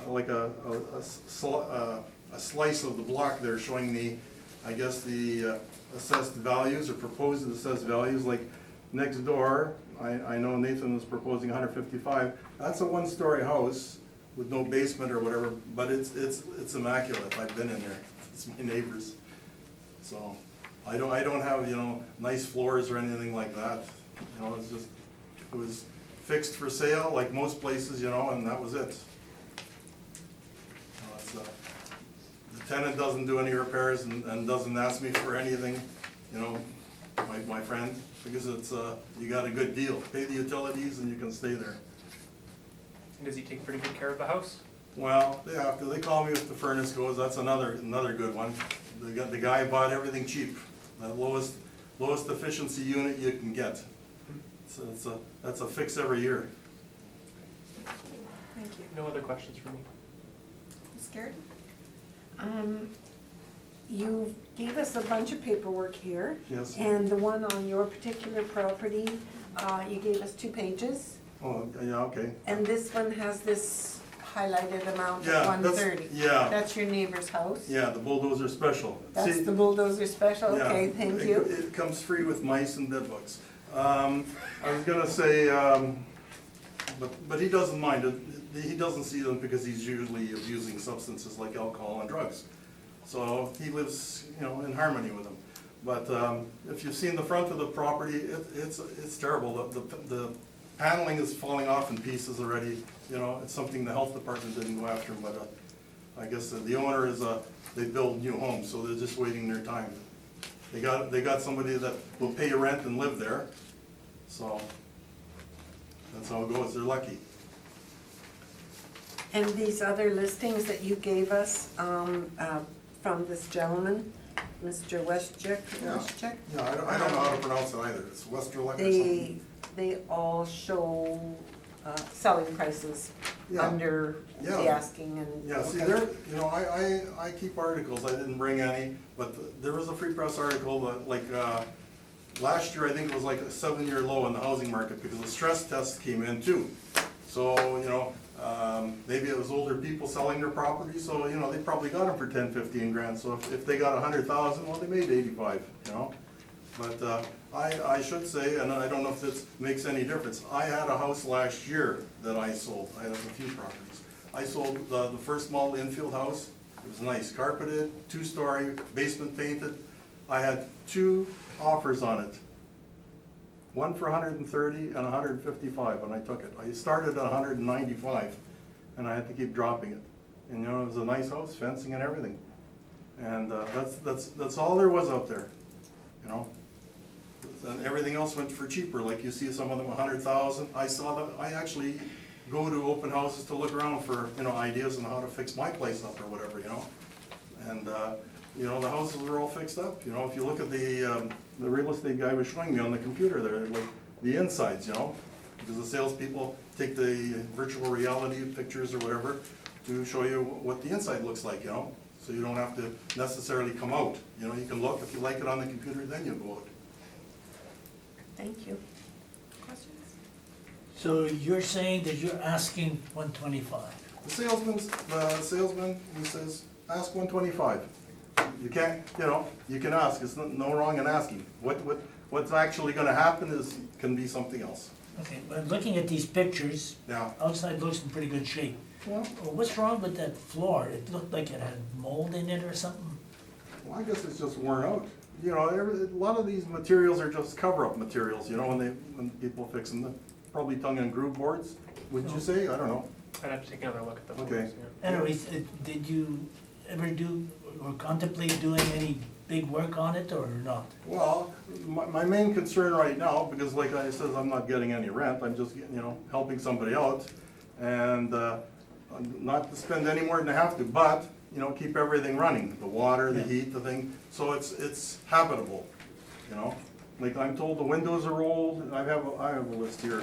The windows are old, cabinets, counters are old, things are shifting, there's cosmetic vents upstairs, there's no heat up there, The guy changed over the furnace before he sold it. I wanted to put in my own thing, but it was too late, he already made a deal.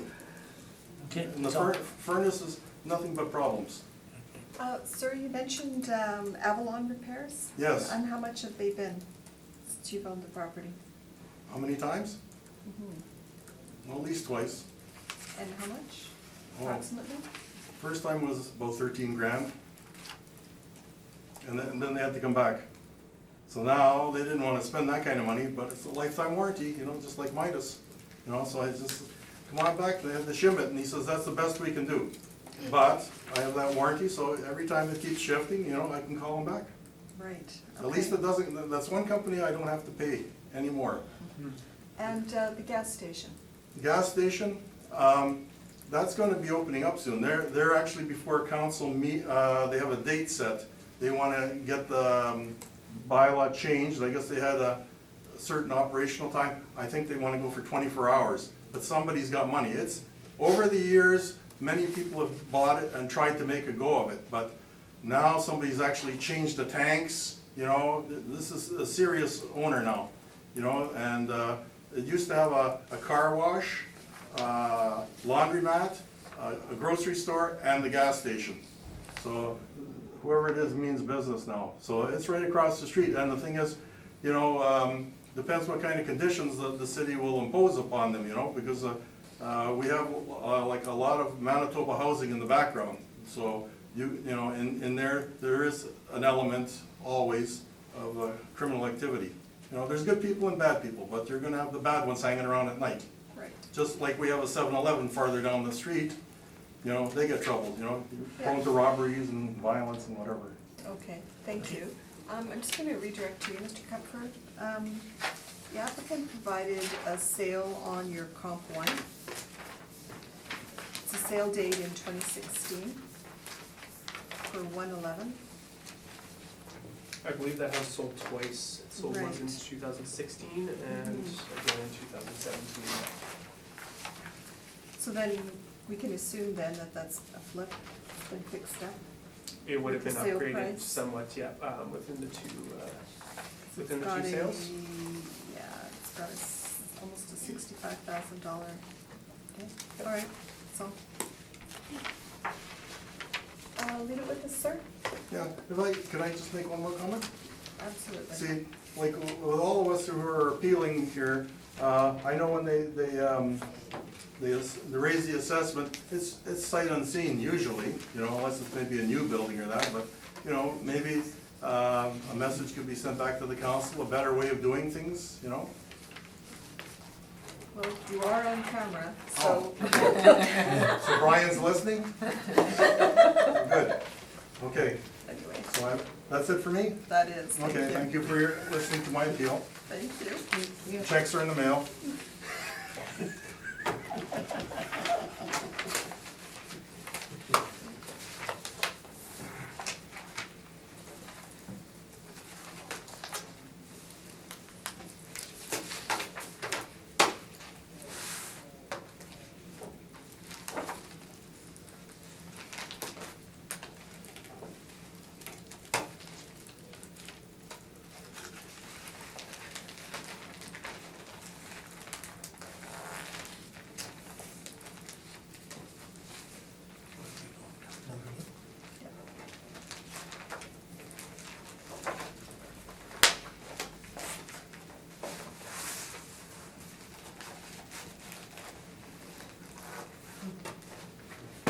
Thanks again, and good luck to everybody. Thank you. So item number 11, and it is 1383 Notre Dame.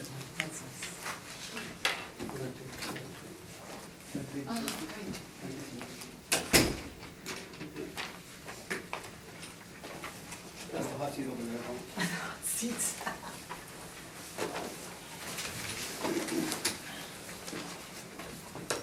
And we are going to take just a 5-minute break after we hear this next appellant. Thank you. And do you have the option to swear in on the Bible or to affirm without it? Oh, I'd like to affirm, please. Okay, please state your full name. Lillian Irene Benson.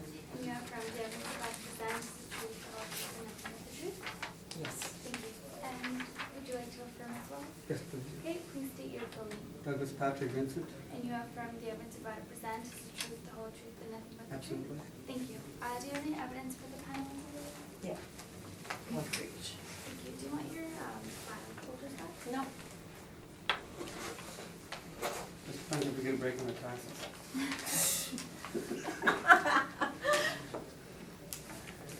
Thank you. Thank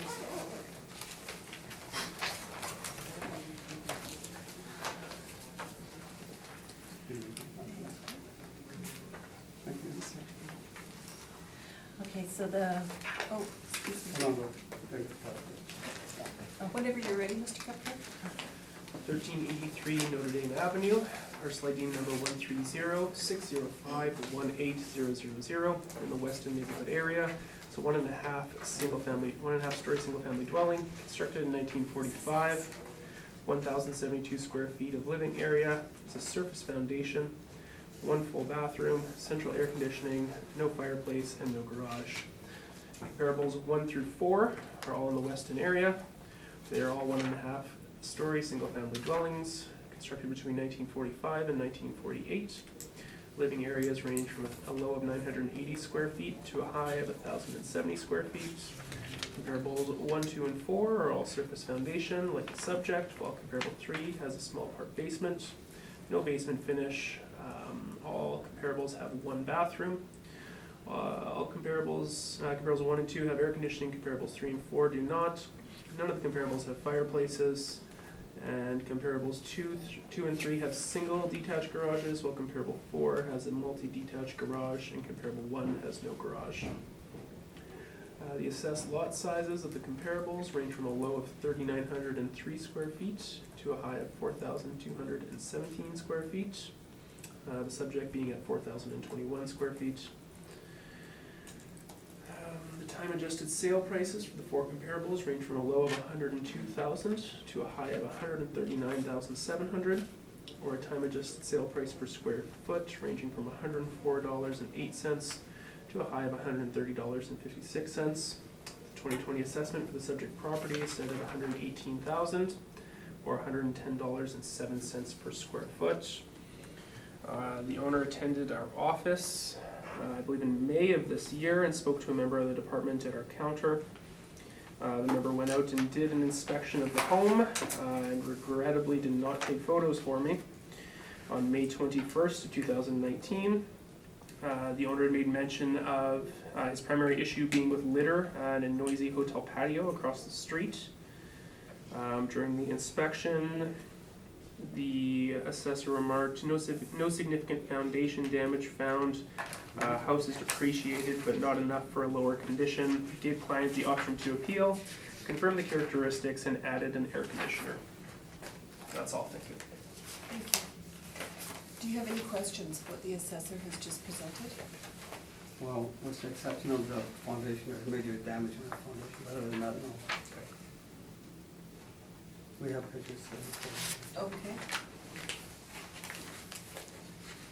Did you have any further questions? Nope, it's fine. Ms. Garrity? I'm sorry, I'm kind of having a little issue thinking about this one versus the one we just had, because there's a comparable that's used again here, and I don't see, I'm not sure what I'm allowed to say in regard to the pricing here.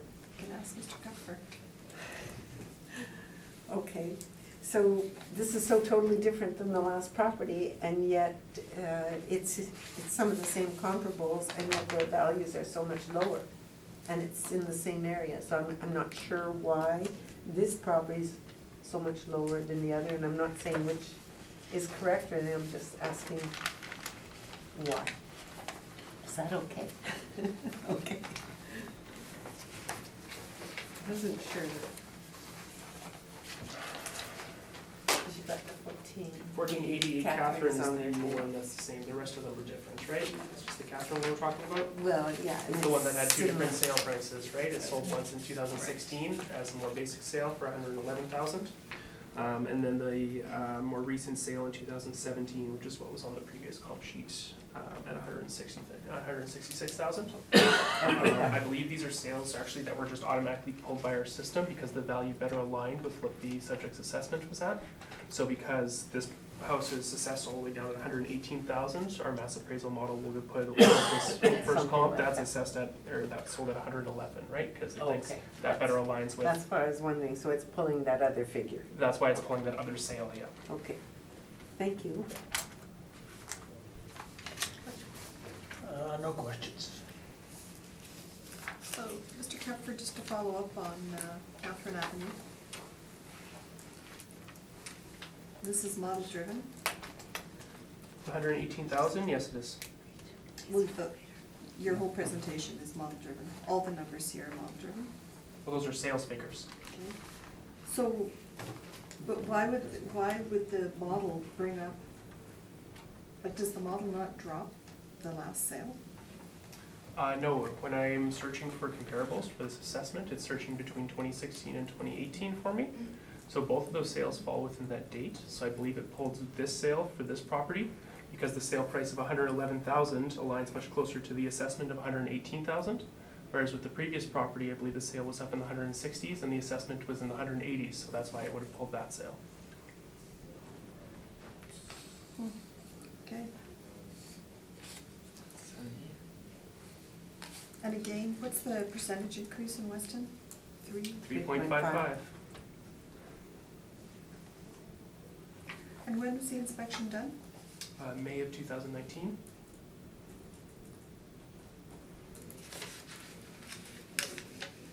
And the commercial influence is a hotel? It is across the street.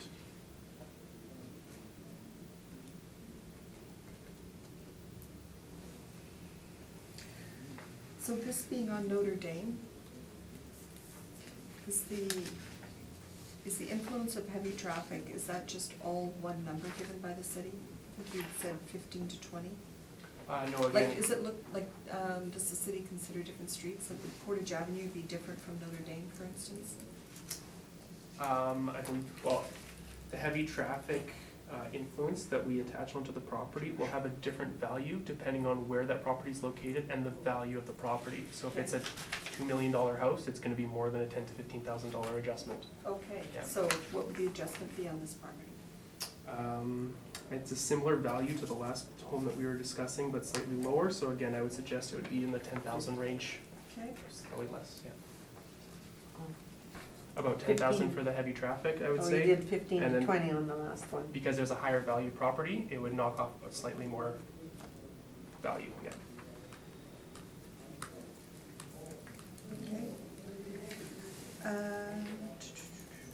That's all my questions, thank you. If you'd like to give us your presentation? Okay, great.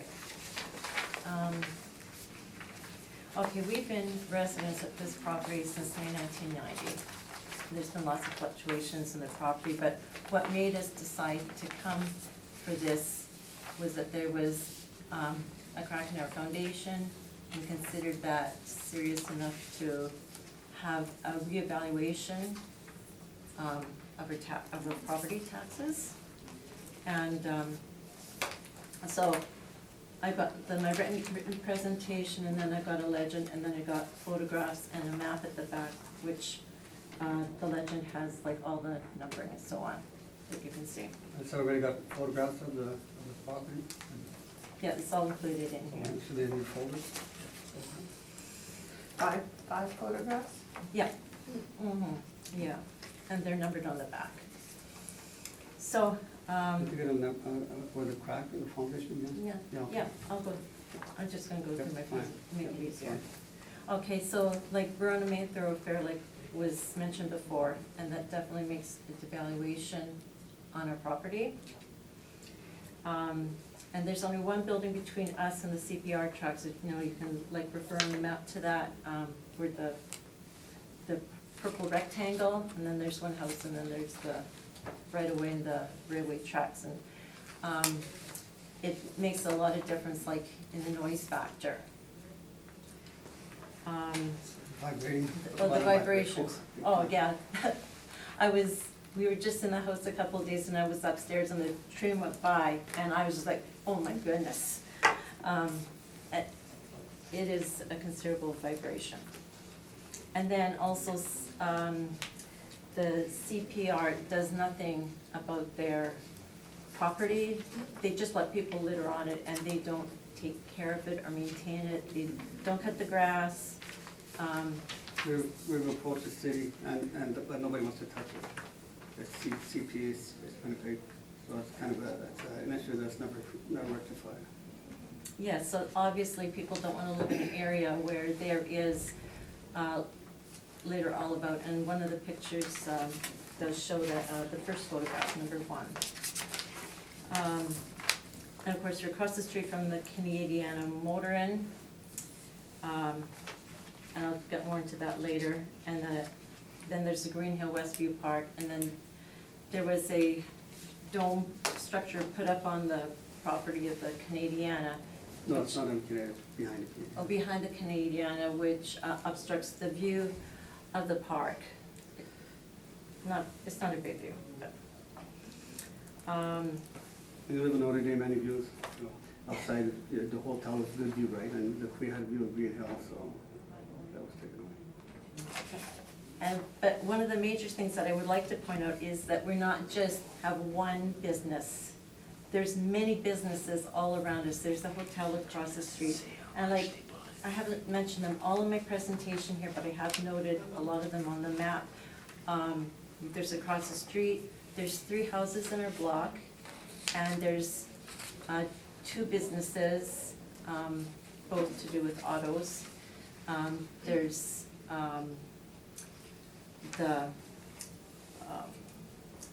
what's Theo's place called? Restaurants, Hambles, there's restaurants. Hambles Restaurant, then there's the Manitoba Hydro Building, the New York Burgers, Juvian's, Nygaard's, did I miss any? So if you have a look at the scale here, you'll see. You've got a legend here too. Yeah, it's got, you know, it's, That'll base all the stuff. and like, there's more businesses outside of our immediate proximity, but we're almost totally surrounded by businesses. So when you say commercial adjacent, I would say more of a surround rather than an adjacent. Yeah, and actually, when we moved there, it wasn't as bad. No. Since then, you know, there's been people come in and bought up a lot and then put a car dealership in there and car lots and stuff like that, so it wasn't always that way. It has changed over the course of the 20-some odd years that we've been there. Mhm. And the businesses, they're given tax breaks, but we're not a business, so we don't get the same tax breaks, even if they're like on the same street and on the same block as us. Well, we don't know if they're gonna, we don't know that. for a Well, fact, a but lot of we're businesses assuming get tax breaks more than homeowners do, right? I don't know. So that's a biggie.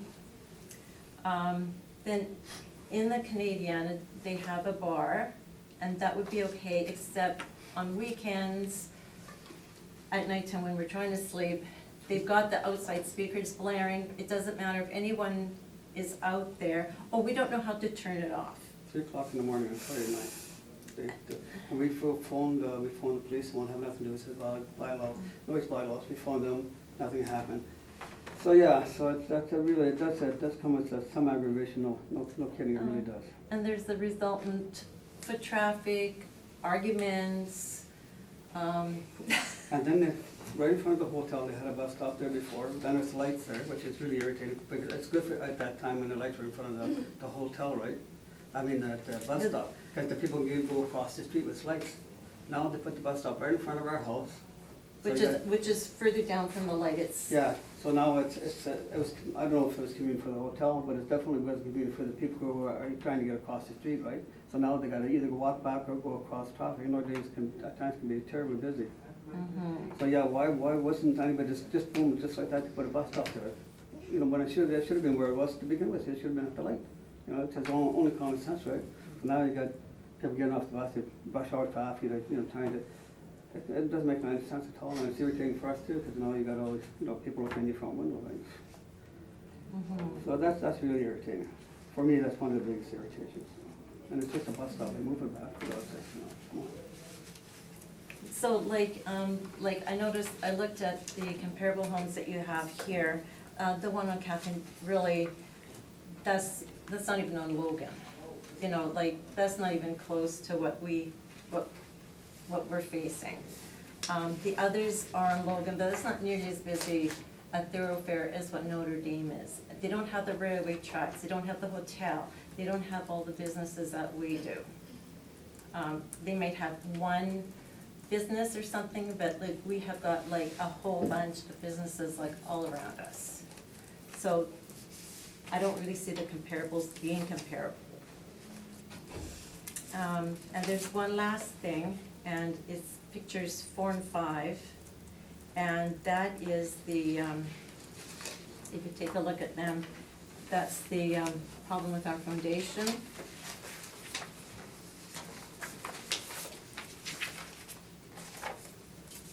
There's a close-up one.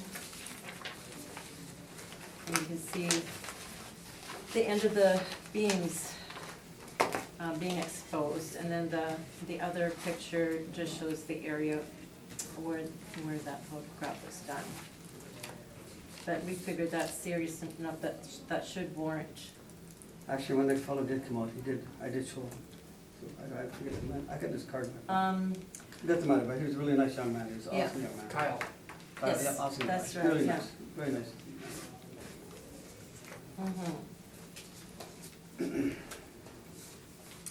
Anything further? Or that's- That covers everything. Okay, thank you. Do you have any questions for Yep, us? Mr. Cutler, questions?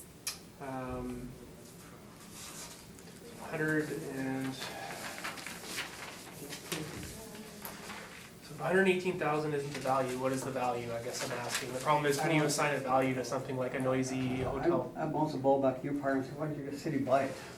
Put a big condo in there, you know. We'll take $250,000 to go to Jamaica, thank you, God bless you guys. You know, so I don't know, like, how do you assess something like that, because, you know, virtually it's gonna be, that is valuable property. You know, I really do appreciate that. You're 5 minutes from the hospital, you're 5 minutes from the airport, you're 5 minutes from downtown. So there's gotta be value somewhere in that, right? Right. The detractor is sad, that handiness comes all the other stuff that goes with paying for the handiness. Okay. So yeah, no, and actually 118,000 is not too bad, but you gotta take into consideration that you can't base it on somebody's houses on Alexander. because Or they're not- Logan. Or Logan, they're nice, but like Logan is heavy, but it's not nearly as, Notre Dame. A lot of times Notre Dame's a racetrack too. You know, I've asked that, it's, you know, why is the radar, you wanna make a killing, you know, I would lower our taxes, you know, give me a raise, if they're gonna, I'll gladly give tickets, you know, I'm retired, so. Yeah, so I think there's other ways that we, you know, that could lower the taxes, I don't know if, anyways, I'll leave it at that, you know. If you were to sell the house, do you think those issues would become apparent during the sales process? Well, you know what, I can't Some see of them any, would be. I can't see anybody, a family buying the house there, like if, you know, in all honesty, the foundation, what are you gonna buy, you're gonna be buying a lot. And even the lot, like, is it worth that much? No, I don't. You're by the railway tracks, you're by the hotel, there's the litter, just behind the next street. Well, who's gonna buy, who's attracted to that? You know, it's gotta be somebody who wants a developer, or Mhm. buys a lot. Yeah. Yeah, so, yeah, as far as a family, you know, nobody, well, the only reason we bought it is that's what we could afford at the time, we had twin girls and, you know, and that's where we were at. And so, you know, that's why we bought it, but I think a lot of younger people now, you know, they're both working and blah, blah, blah. So, yeah, this wouldn't be, I couldn't see who'd be attracted, if I would never be attracted to that place, we didn't have our little girls, now, yeah. So it feels too high because you don't think that we're taking into consideration the weight of the negative aspects of like the traffic and the noise? Correct. I think that's a big part, there's a lot of businesses there too, like, one of their taxes, you know, are we paying for the businesses too, like this, you know? So that's my question to you, is there's so many businesses, why don't you increase their taxes and, you know, we're both retired, right? Not that that's gonna be to you people, but, still, you know, we're in a very limited income, and now the foundation, like God knows. So yeah, so that's where it's at, I'll leave it at that, you guys do what you think is good. Okay, and any quotes on the foundation yet? No, No? no. Like you said, it would probably be a I'm tear down. scared, it's yeah, time I'm to go, scared, I'm right? scared, I'm not sure I wanna know. Okay. Okay, no other questions. I think Nathan was asking about the value that you think it should be. I think he was saying, as he's got 818, and we don't know what you purchased it for, nor do we know what Well, we know- prior assessments we were. know So what we what are paid. you asking, what do you think it should be? You know, like in today's market, I honestly, I don't know. I really, like I say, if you're trying to sell it for somebody to live there, it might be good as a rental property, but not an expensive one. But other than that, a family, can't see any ordinary family buying that home for the purpose of having it as a home. And there's so many businesses around there. What I would actually see is a developer coming along, buying there's like 3 residential properties, just buying them all up and doing something with it. I don't really see That's someone what we're buying it as hoping a is gonna home. happen. The property does have R2 zoning, so I would suggest that that's probably the highest and best use is to do something multifamily with it. Yeah, Exactly. At that point in that area, so. Mhm. And that's what we figured too, yeah. That's for a single family, yeah. Not to sell it, right? Unless you give it away, but it's ridiculous. I don't think yet. I did not. What is sir, it that you purchased the home for? How much? 39.9, and that was $39,900. I'm laughing because we had to put in 3 cars we didn't have enough for a down payment, right, so we banged them 3 cars in to make the deal. So. When was that? In May 1990. Thank you. Yeah. So what numbers I didn't hear a number that, Okay, well, we bought the house was at. no, but right now, what do you think it's worth?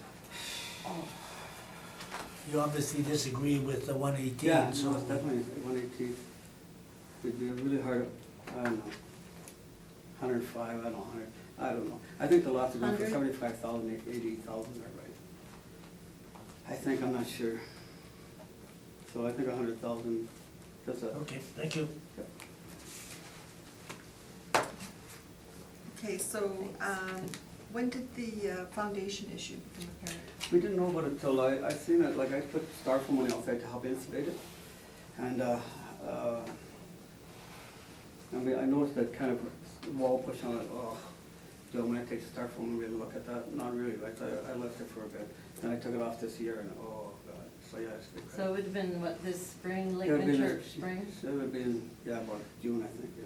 Maybe May. No, something. no, It'll be before that. It was before Yeah, that, because we talked to that young gentleman. about in May, so it would have been before May sometime this year. And the inspector saw this? Yeah. Okay. What was the previous, I'm sorry, back to you, what was the previous assessment on this? 115,000.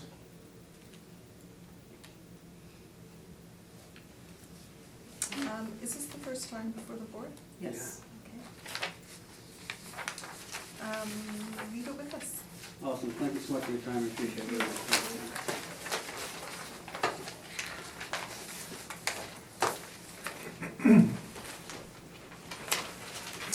We are just gonna take a 5-minute break. Yes, And absolutely. please help, I'm just gonna bring this hearing back to order, and we are going to be hearing 896 Downing Street.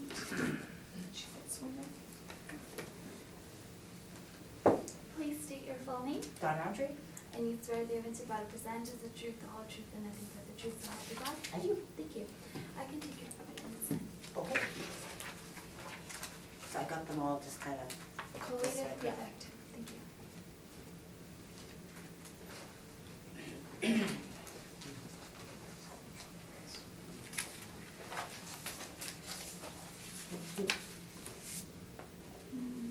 I'm sure one copy, I'll take yours after. Sure. oh, I supposed to. We can shoot. I'm sorry. My bad, I didn't even bring mine for me myself. Sorry. No, that's fine, I just won't write on it. Okay. Mr. Cupfer, whenever you're ready. 896 Downing Street, parcel ID number 130-130-80000. It's in the Minto neighborhood area.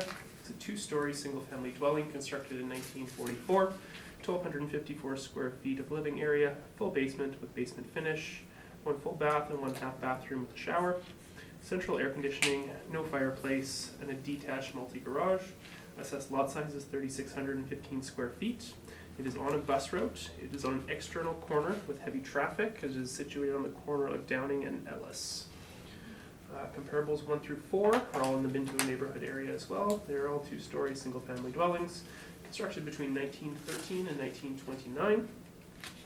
The living area ranges from a low of 1,168 square feet to a high of 1,352 square feet. Comparables 2 through 4 have full basements, while comparable 1 has a full part area. All the comparables have between 1.5 and 2 bathrooms. Comparables 1, 3, and 4 have air conditioning, similar to the subject, while comparable 2 does not. Comparable 3 has a fireplace, all the others do not. All comparables have either a detached single or detached multi-garage. Assessed lot sizes for the comparables range from a low of 2,199 square feet to a high of 5,149 square feet.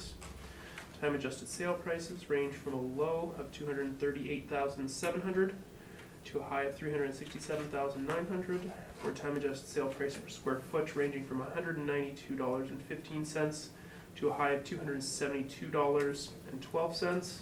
The 2020 assessment for the subject property is set at $260,000 or $207.34. The homeowner attended not this past open house, but the one before, regarding the 2018 assessment that was reviewed by a member of our staff And it was reduced from 274,000 to 242,000 for 2018. And that's all, thank you. Thank you. Did you? No. Okay. Questions, Ms. Garrity? I don't know, it's just a comment more than a question, I think, and that was that, because that fourth comp is, seems to be quite out of whack with the Mhm. rest. Mhm. Why is it in there, or? Again, just the proximity to the subject, the original building age, the size. I would strongly direct you towards comparable 3, which I believe is the strongest comparable and closest to the subject. Okay, thank you. Mr. Gerlago? I was gonna ask the same question. Did you happen to see the place? No, I have not inspected the property. No. Photos were provided by the appellant when they attended the open house in 2017, which I brought with me today, and of course you can have a look at. Okay, that's it. Thank you. Is that all your questions? That's it. So when was the last time this property was inspected? 2016, December. Okay.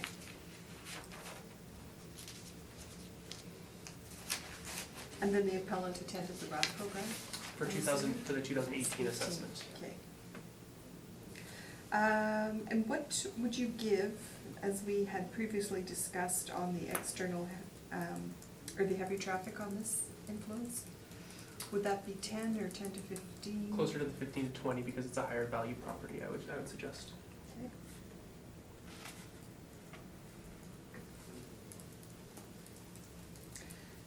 And do you have the MLS on your comps 1 through 3?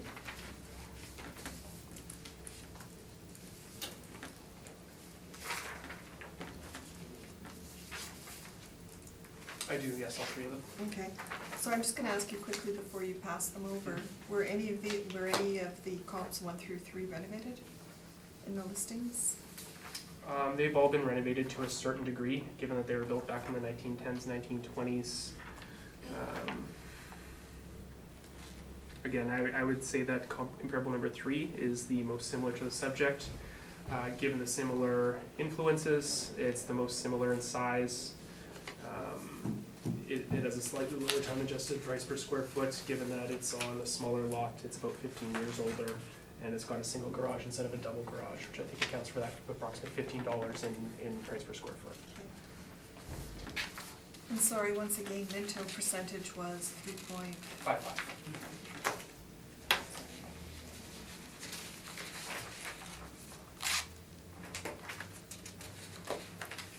I will continue to ask that question, because I'm writing it on each brief, so. Okay, that's all my questions. So the only reason I'm here is because I missed all the deadline dates. And so back in, what I provided you with was I had a realtor come in because I'm thinking about selling the house to see how much it would be worth. And at the bottom of the first page, he gave like the price. So if I wanted to just sell it as is, it would be like $219 would be the high. Ballpark, $239 would be the high. And like if I put $40,000 into the house, I could get the $260. So it's not really fair to say I have to pay taxes on $260 when I don't have $40,000 to put into the house. So I thought, when I found out I could come do this, that I should come do this. And then you guys have pictures. I didn't give you new pictures because my printer ran out of ink. I haven't done any renovations compared to the last time they came and assessed it. And I believe even my last assessment was too high because my value of my house isn't even $242, but I missed the whole, I didn't know you could do this stuff back then. So that's why I'm here, and I guess my wish would be to have it valued at $235, like the bank said in $215, but I get that it was already assessed at $242, so if I have to pay on that still, that would be fine too.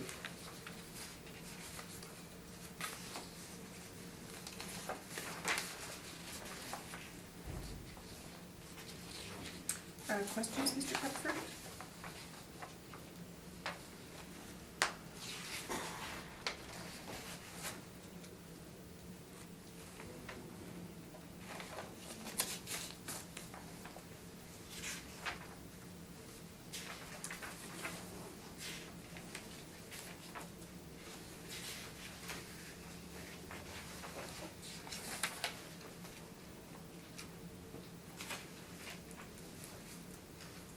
Oh, and I didn't mention the comparables because you had mentioned earlier that I think the comparables that I have are from sales from 2019.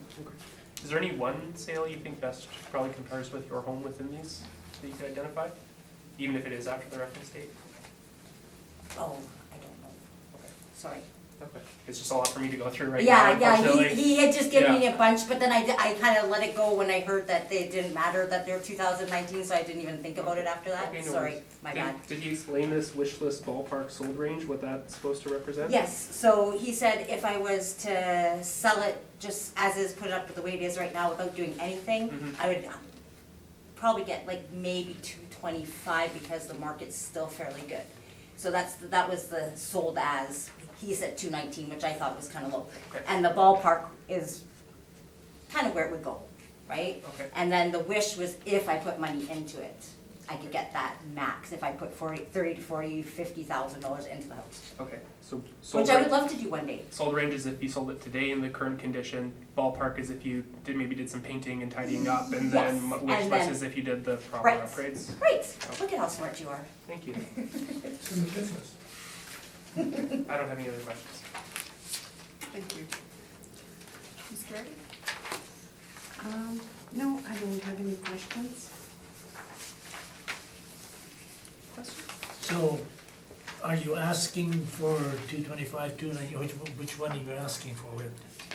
What I would, like my wish Yeah, would be like if I was paying, because my bank valued it in 2015 at 235. So if my taxes were the same as that, I'd be happy with that. But if that's not doable and it stays at the 242, which it was the last time it was assessed, I'd be fine with that too, because one day I'm hoping maybe. but so right now you're asking me 242? Well, I would like it to be 235 if possible. That's what I wanted to. Yes, that's, Okay. yeah, Have you, but I'd like it not to go up have you anymore. had any quotes on repairs, or, I know you're saying you can't afford to do any Right, repairs, but have so- you had any quotes on major repairs? No, because I haven't even thought about doing major repairs yet, so no, I have not. So when did you buy it and for how much? Oh gosh, 25 years ago for 72,000. So of course there has been some, like, but with the pictures of what you have are the updated version of what it was before, which is still kind of sad. I know, and sorry, my pictures of my house is kind of messy when I took the pictures too. 72,000 is a good price. I know, but that was 25 years ago. Okay, that's all I have. Yeah.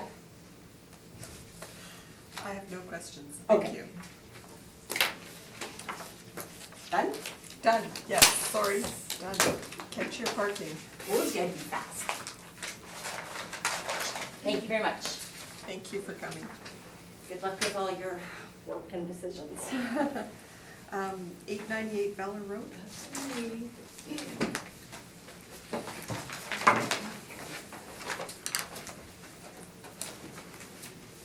Would you like to start?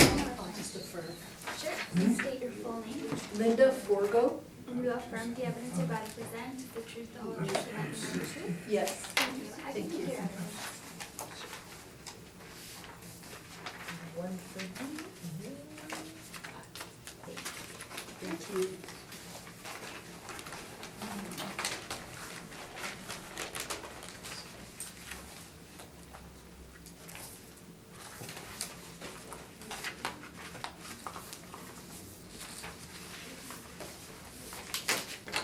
And Mr. Kupfer, whenever you are ready.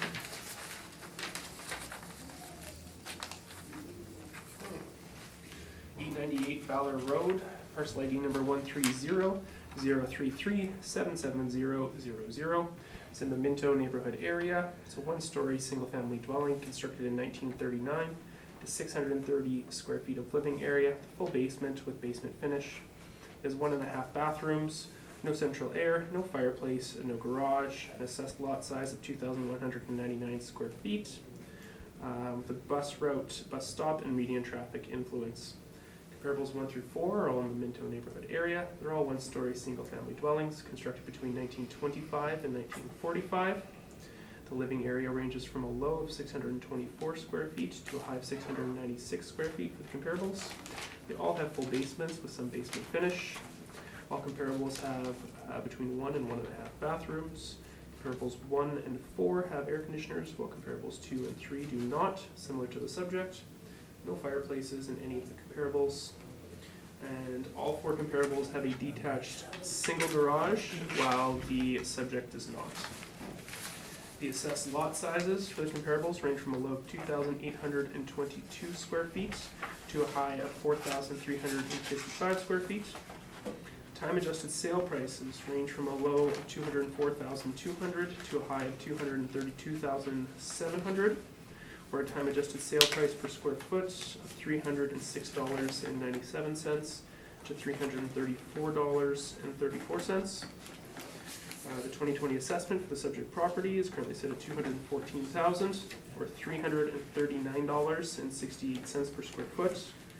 And the property was purchased in 2009 for $117,000 through a public estate sale, which I brought the listing.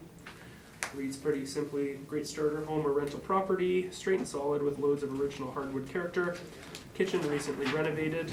Extra 2-piece bathroom in fully finished basement. Great neighborhood, quiet street, close to Pula Park and public transit. That's all. Thank you. Thank you. Did you have any questions of the assessor? The only questions I have with the comparables are, what are the lot frontage of them? I'm used to thinking of lot sizes and just how wide they are, not like a square footage, so.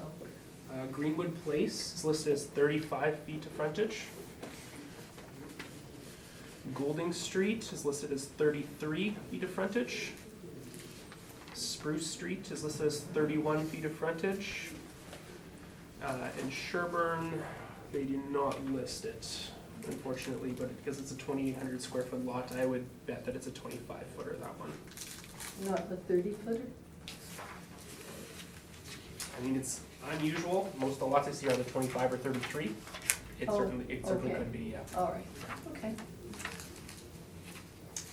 And that's all your questions? Just one general question, like, and again, I wouldn't have thought of this question until we're listening to this, but a lot of the other properties that have been here, even though they're in Minto area, the total assessment per square foot has been like in the hundreds of dollars or the $200, and this one is $340 or $339. It just strikes me as being unusual, that's all, so I don't know what accounts for that. I had the exact same thought when I saw it. Oh, okay. Going over the property listing, all I can tell you is that having a fully finished basement would separate it from most of the houses that we saw today. A lot of them were actually surface foundation and didn't even have a basement at all. So yours having a basement and having basement finish and having the extra half bathroom would help drive that up. We also have on file an almost 400 square foot deck in the backyard. Is that still there? A portion of it is, it was, a 400 square foot rotten deck, so. Okay. Pieces of it got taken away, so it's smaller, Okay. yeah. In our mass appraisal system, a deck is just a deck. It's this variable times that square footage. So whether it's a 20-year-old deck or a 10-year-old deck or a 5-year-old deck, it'll produce the same value. So that's something else that's probably driving up your assessment in our, Oh, really? in our, as well as the basement finish in the bathroom. Okay, all right. That's all the questions I have for Mr. Kupfer. Thank you. Thank you. Ms. Keeley?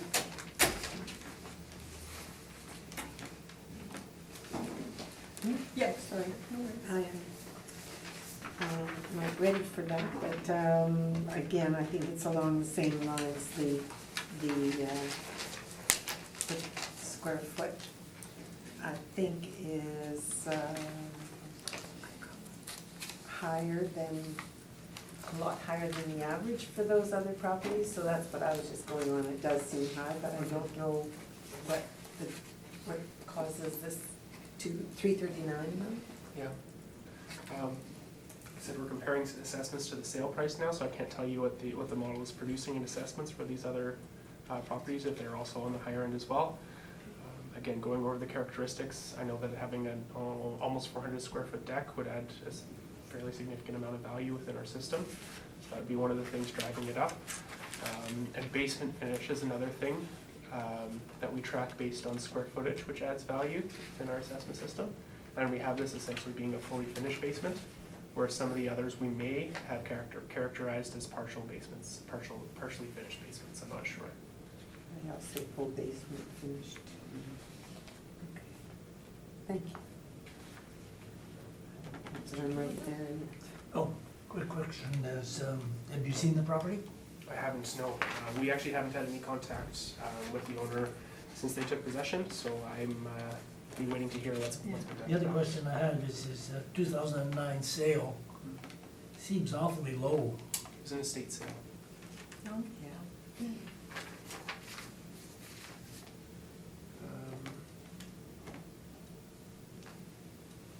Oh, I apologize, it wasn't an estate sale. My comparable one was an estate sale. The original sale wasn't an estate sale. That's Oh, all I have. hang on, it was. That's It what you was said listed here earlier, as an yeah. estate, yeah. The original purchase in 2009 was an estate sale, and my comparable one is also an estate sale. That's what I have marked off here. Okay. Sorry for the confusion. And my calculations show you weren't that far off too. I wasn't finished my calculation when you asked me Sorry. about questions, Did I so. get in on your No, territory? no, I just was slow. Okay. Mr. Cuthbert, again, you've got the traffic influence, medium traffic. What dollar value would put on that? Again, generally, for a house of this value, medium traffic in this area, I would estimate about 12,000. I'm just curious, why is there nothing granted for bus route and bus stop? I'm sorry, I didn't hear your question. Oh, I'm sorry, That's I'm all right. talking. I was just asking why the city does not give an allowance for being on a bus route and having a bus stop on front of their property.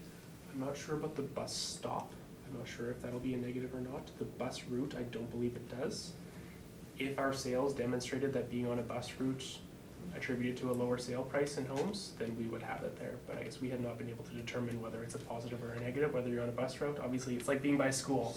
For some people, it's a positive, for some people, it's a negative, depending on your mode of transportation, right? So we've never attributed a negative influence to being on a bus route. Okay, I'm just thinking the bus stop Bus in stop front of may your very well property be. would be, okay, the city does not give an allowance on that. I'm not sure about that one. And this property was not inspected, correct? Sorry, did you give us the comps, the MLS listings? Not yet. Were any of them just offhand, did you have a chance to look at them, were they heavily renovated at all?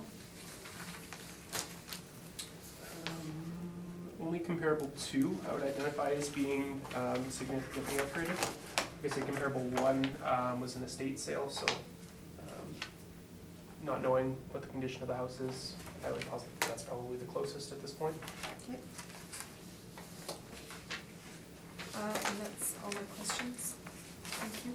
If you'd like to give us your presentation. Thank you. So the reason that I'm here is when I got the notice of assessment for 2020 saying it was gonna be $214,000. In one way, I'm thinking, well, that's fantastic, right? Because it's purchased for $117,000, and that was great. And I thought, well, it must be the whole neighborhood is going up like that. So when I checked the Winnipeg website, and then this is what I printed here, and that first picture, the house on the right is $898 Valor, right? So I checked, this is the Valor assessment from the City of Winnipeg site. And then the next page is that neighbor that's shown in that first picture, and their assessed value is only $128. And I know you can't compare your neighbors, right? But I thought, well, is the whole area going up like this? And then the house on the other side is on the next page, and it was assessed closer, it's $199, but both of those houses are on bigger lots, they have more square footage, they both have the same kind of a basement, and they also have garages, so that's why I appealed it, because it just didn't seem logical that the house that's much smaller with no garage would be assessed at a higher value. So if you go to the next page, there it shows the purchase price of the home from 2009. And the reason we bought this house, I don't live in it, my husband and I don't live in it. We purchased it in April. My daughter, at the time, was not employed. She was on EIA, and she needed a safe place to live. So we looked long and hard to find something that was in a decent neighborhood. And I can't say that it was a low price. It was what we could afford at the time. So we have a mortgage for almost the entire amount at the time. We're not renting this property for profit at all, right? It's a safe place for a family member to live. But I would say at the time it was a fair price, and we looked at, I'm sure, about 24 properties in the St. James Polo Park area, and probably no further east than Valor Road, right around that area. So on this page then that shows it was purchased for $117,000, there's a few pictures showing the condition of the house. So the ad is correct, that MLS listing was correct, right? It was good for a rental or whatever. But the condition of it, it did have original hardwood floors and original woodwork, and it also has original knob and tube wiring. It has if the house was built in 1939, I think that's when the bathtub went into. It's got a cast iron tub. It has plaster and lathing still on the walls. The kitchen was renovated, but it's a pretty chintzy kitchen with cabinets along one wall. So there may be drywall in the kitchen, I'm not sure. Let me see what else. Now, the basement, it shows as fully finished, but again, so the house is approximately 20 feet by 30 feet long. So down the center of the width of the house, there's a bulkhead for the pipes for the heating, and that lowers the ceiling height, and it's approximately 6 feet wide, right? So a good chunk of that basement only has a ceiling height of 6 feet. And then the rest of the basement has a ceiling height of 6 foot 8 inches. So I don't think Mr. Kupfer, for example, would call that, a fully finished basement in the sense that it would add value to the house. There's also a lot of the original plumbing there, which was one of the first expenses we had when we bought the house. A main pipe was leaking, and that was a $10,000 plumbing repair. But we couldn't afford to, replace all the plumbing in the entire house. So my daughter was snaking out the kitchen drain, was blocked, and when she snaked it, she went right through the metal pipe. So she was able to repair it herself with, a portion of plastic piping. So I wouldn't consider it to be really a finished basement. The contractors that we've had in to look at a few of the issues in the house, an exterior door was broken, and the contractor said basically the way the house is built, the walls aren't as thick as a normal house.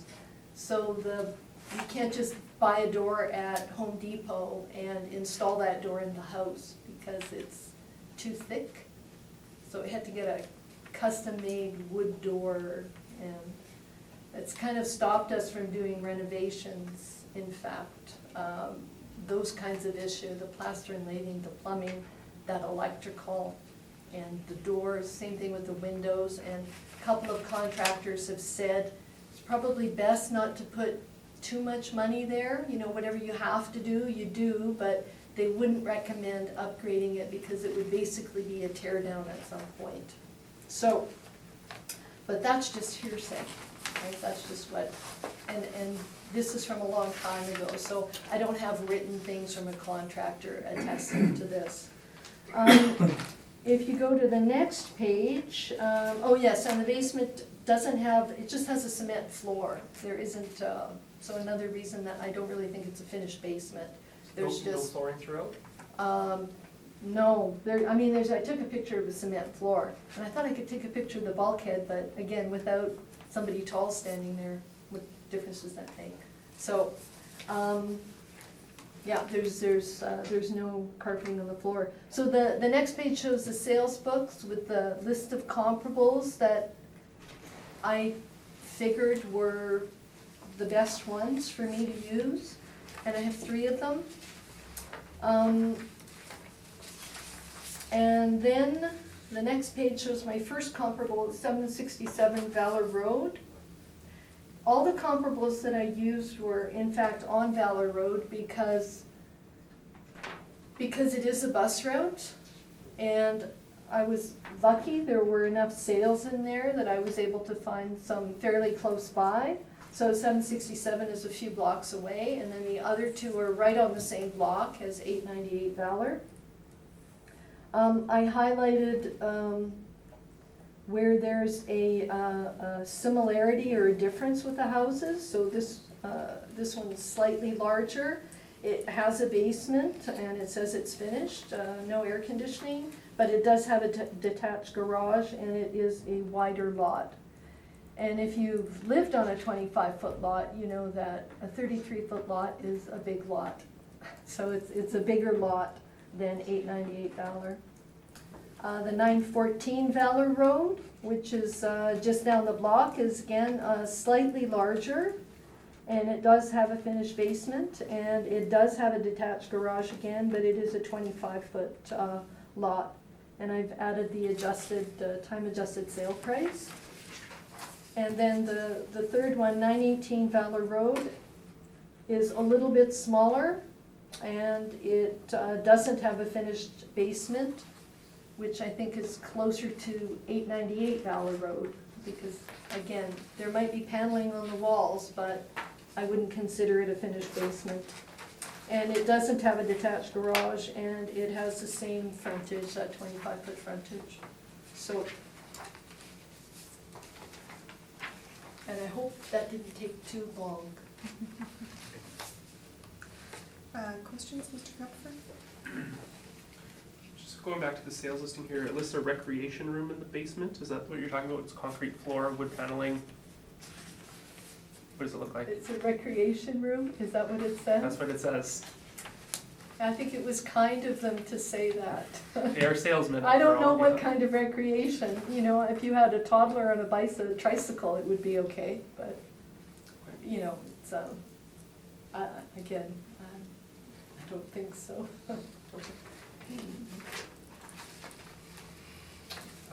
Since 2009, have you done any renovations to the home other than minor stuff?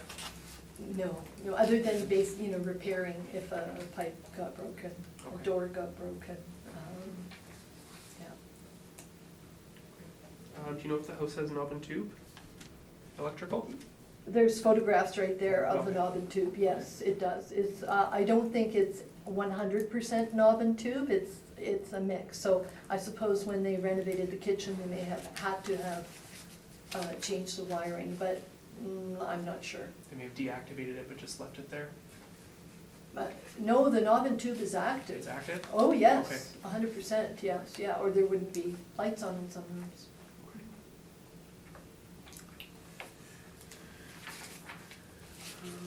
I was just asking because in the original listing here, there's no actual photos of the basement, just the upstairs. That's what I'm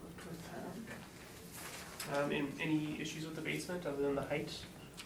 I think there's definitely water, but there's a sump pump, so I know in the spring, I think there's a bit of water in the basement, so, and that may be why there's no carpeting, right? Right. Yeah, Okay.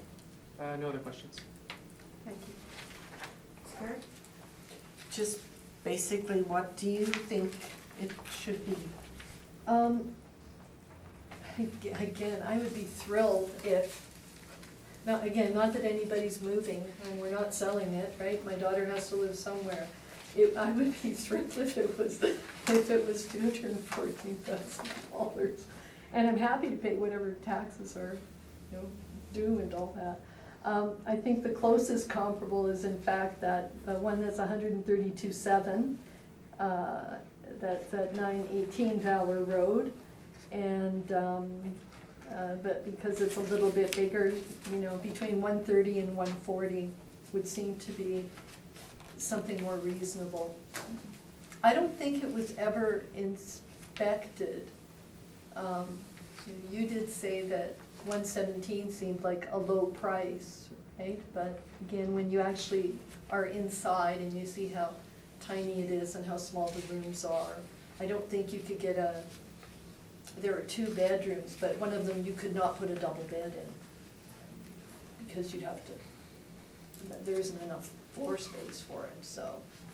And then the master bedroom, I think a queen size bed, you might have issues opening the door, that kind of thing.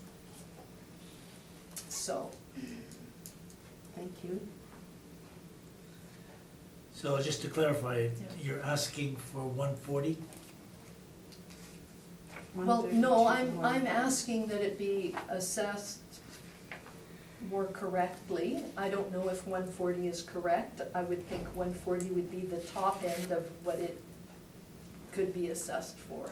So that's So, your answer. 135 to 140. Somebody else has to Good enough. plug in the numbers, Okay, right? thank you. Yeah, and again, my comparables are all on Valor because of the bus route and the bus stop in front of the front door of the house is actually, people cut through the yard to get to it, so that's a bit of an inconvenience, but neither here nor there probably. Thank you. What was your 2018 assessment? I can't remember, I think it was maybe, it was over 200, maybe Mr. Kupfer knows that? 208. Yes, and 20. I apologize for not coming here 5 years ago or 10 years ago, but I'm happily retired now, so I have time to do this rather than, you know, getting Right. stressed out over work and appealing an assessment, so. And I just have a question Yeah. on your sales data that you provided. Yeah, There's some houses here, there's, for instance, 735 Valor Road, yeah, which is a 1-story, and it sold for 207. well, And good for there's them. And there's 702 Valor Road, again, a 1-story, which sold for 226. Mhm. And another one at 591 Valor that sold at 227. Well, this is what I've learned now, is I should not provide that sales book page. Right? No, Because it would be helpful though, if you could speak to those. how can I possibly? Well, no, you provided pictures, you took pictures, you could just verbally speak to you could pull up the MLS, just Oh, I don't know I'm how to just get to it. curious. What is the MLS? I don't know. the real estate listings, the multiple I listing haven't, service. I don't, can anybody look at that? Yeah, Oh, I didn't know that. Their real estate publishes Oh. a paper every Well, that's every month. news to me. But it gives you a good wide range is what. Yeah, there is a Carrie's range. saying, yeah. Mm-hmm. Have Well, you- the ones I chose, because, my daughter lives there, I drove up and down and looked at, okay, this looks like the kind of house that this is. Right. Do you know what I mean? I do. As not, some houses are more substantial, right? And no, I didn't go to the MLS. This is my first time ever doing this, right? Right. So, Did you get any price on taking out the knob and tube? no, a friend had their knob and tube redone, and it was a lot. It was a lot. Yeah. And It's a again, big job. I have a house, my husband and I have a house that we live in, right? And we bought this house, we have 2 daughters, but, we haven't bought 2 houses. This daughter's, again, luckily she's working now, so she's able to pay towards the upkeep of the house, right? But we're not talking a lot of money Right. to be able to say, and to hear it from a number of contractors as well, is there any problem with the windows, the aluminum sliders? Well, they're functioning, I know they're not efficient. And, to hear people who could make money off of you say, well, I don't know if I would bother putting a lot of money into this place because, right? Okay. If it's sold, he said it would probably be sold for infill. you know, which has happened across the back lane. There's a couple of houses have gone up like that, brand new. Okay, thank you very much. Oh, thank you very Leave it much, with and us. thank you for your patience. No worries.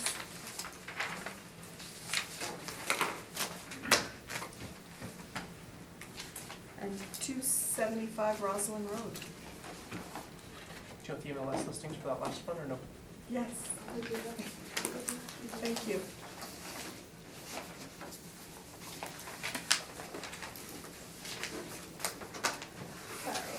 So, been patient. Would you like to swear in or affirm? I'll affirm. All right, please state your full name, Daniel Class. and you affirm the evidence you're about to present is the truth, the whole truth, and nothing but the truth? Yep. Thank you. Do you have any evidence for the panel? Sure.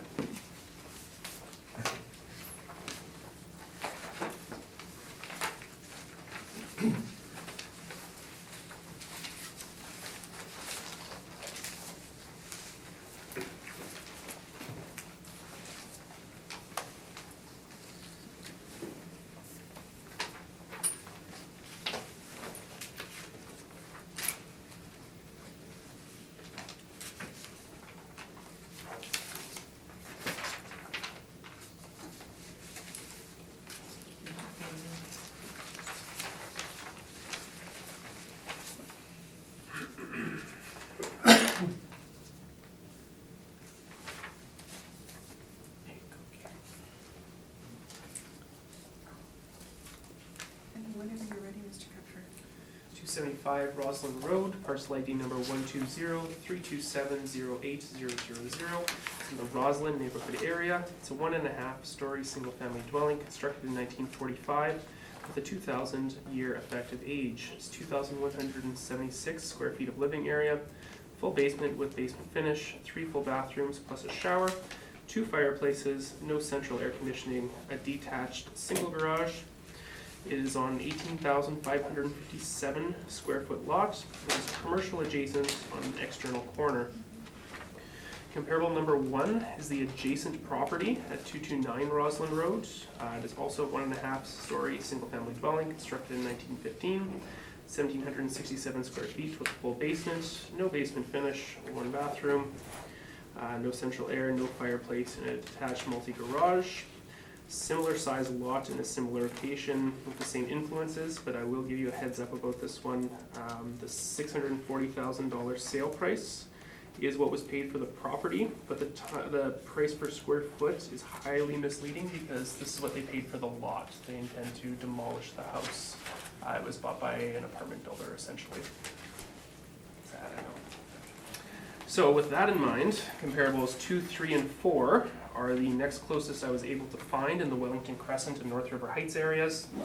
They're 2-story single-family dwellings constructed at a similar time and then heavily upgraded, similar to the subject. Living area ranges from a low of 2,036 square feet to a high of 2,555 square feet.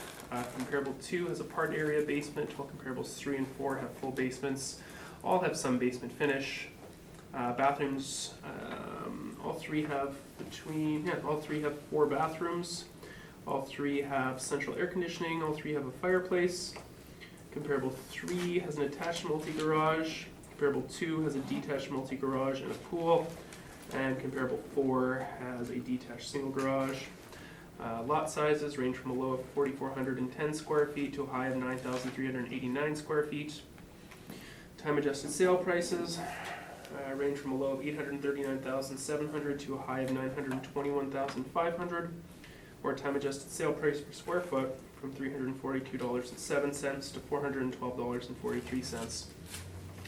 The subject property's 2020 assessment is currently set at $800,000 or $367.65 per square foot, and it was purchased by the current owner in September of 2015 for $724,900. Thank you. Thank you.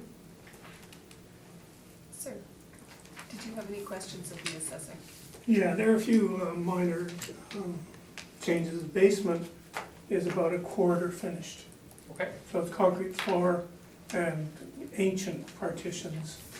For 3/4, it has a ancient bathroom and one bedroom with a floor built on it. We have, your entire basement area is 1,352 square feet. Sounds about And right. then we've got about 600 square feet of basement finished, so I call it about 40% finished. That would be close. Bit close, Maybe okay. slightly less, but that's fair enough. Okay. It shows two fireplaces, one of them has been closed down, Okay. so it's not working. That's it. I do have some questions about the comparables, because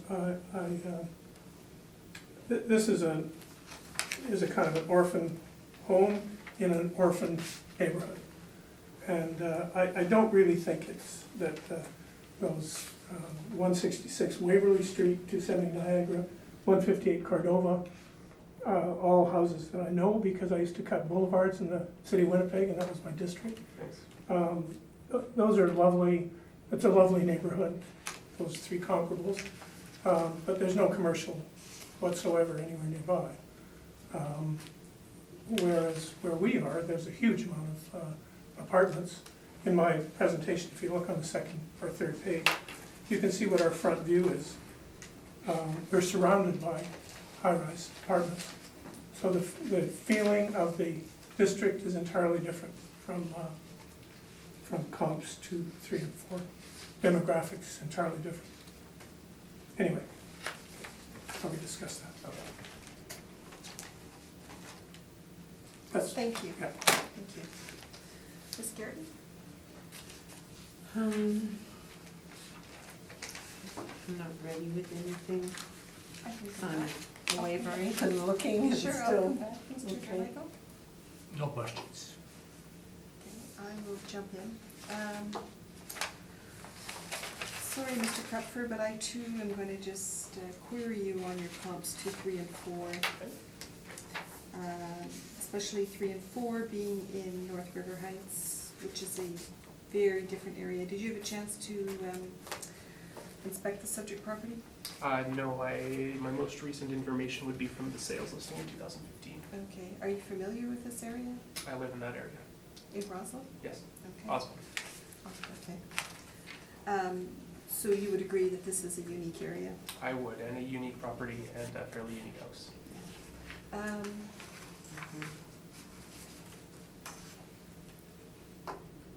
Is this, I'm just gonna ask out of curiosity, maybe I'll ask the appellant, that's fine. So the house at 229 Roslyn has been taken down? I don't think it's Not been yet. taken. Not Yes, they've applied for the demolition permit. I believe it's in the review phase at this moment.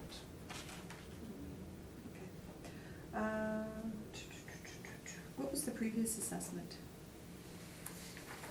I have the previous 4 Yeah, assessments on it's the there. bottom of the No, front that's page. okay. Yeah. I think he's just gonna. 731. Yeah. 731, thank you. And what would be the percentage in this area? This would fall into market region 7, so 5.82 over 2 years. Thank you.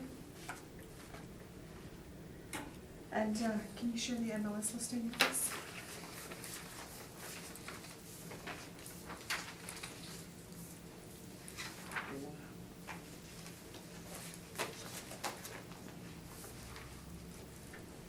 It's actually originally a single family, and then they built the second story on top.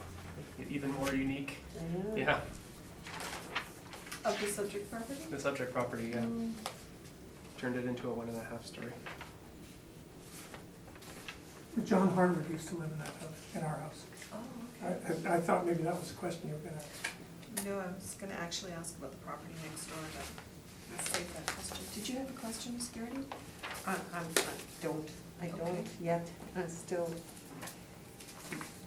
going through all this paperwork. Sir, if you'd like to give us your presentation then. Sure, and I'll try and be brief. I kind of, things ran away with me as I put together the pieces of paper, but I'll try to skip through it. I think there are really 3 main points that I would like to make. One is, as far as the value of the house and property itself is concerned, and the assessments over time. It was assessed at $635 in 2014, $691 in 2016, $731 in 2018, and now $800,000 So that's 8.8%, 5.8%, and 9.4% increases per year. Per assessment period, which is a total of about 25% in the period between 2014 and 2020. That strikes me as being over your guideline and high, pretty high. And I don't quite understand what the rationale would be for those increases. My speculation is that this is a property that somebody, when we bought it, we were bidding against a developer who wanted to develop it, and we wanted to buy it. So I think we bid pretty high because it was actively being bid by a developer. We ended up buying it, and the developer ended up not being able to get the approval for the multiple dwelling that was required. The permission was ultimately granted to the next door property, and that's what's going on there now. So that's point number one. Point number two is what I did is that I went through pretty well all of the properties in the adjacent area, and I have a little map of all these properties in the attachment, and figured out some averages of what the assessments are for neighboring properties. And the average assessments for the riverside of Rosalind Crescent are $684,000. Sorry, I'm just gonna ask you, which page are you on? I'm on the, actually, you have to look at my fourth page, I think, which is this, Green one. the green sheet, okay? So you'll see, I've got all the properties listed with the average assessments, average square feet, average lot square feet, and average frontage. And so assuming that the major factor is really the square footage of the house, you can see that the average assessment on the riverside is $684,000. The average on the off-river side of Rosalind Crescent is $449. The average on the stretch of Rosalind Road that we occupy the corner of, the average is $559,800, but there are such anomalous contributions to that average that it's hard to make sense out of the average, because those properties include 218, and I have a picture of 218. That's the beautiful multi-unit apartment. That's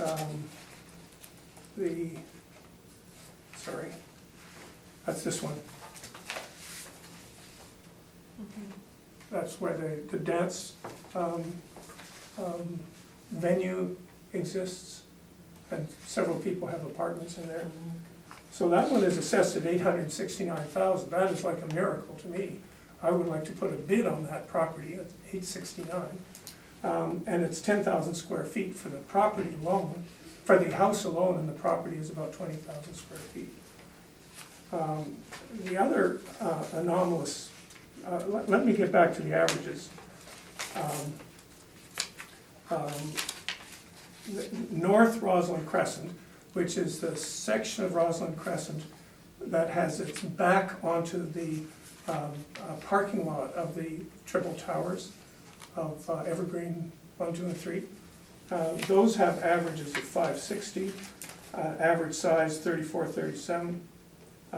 I'm sorry, average assessment of 523, average size 1700, average size of the lot 9,000. So I've tried to summarize all of that stuff in a scatter plot on the next page over, which shows in black pencil what I would say the average assessments and house sizes, and then in red are the ones that are really anomalous.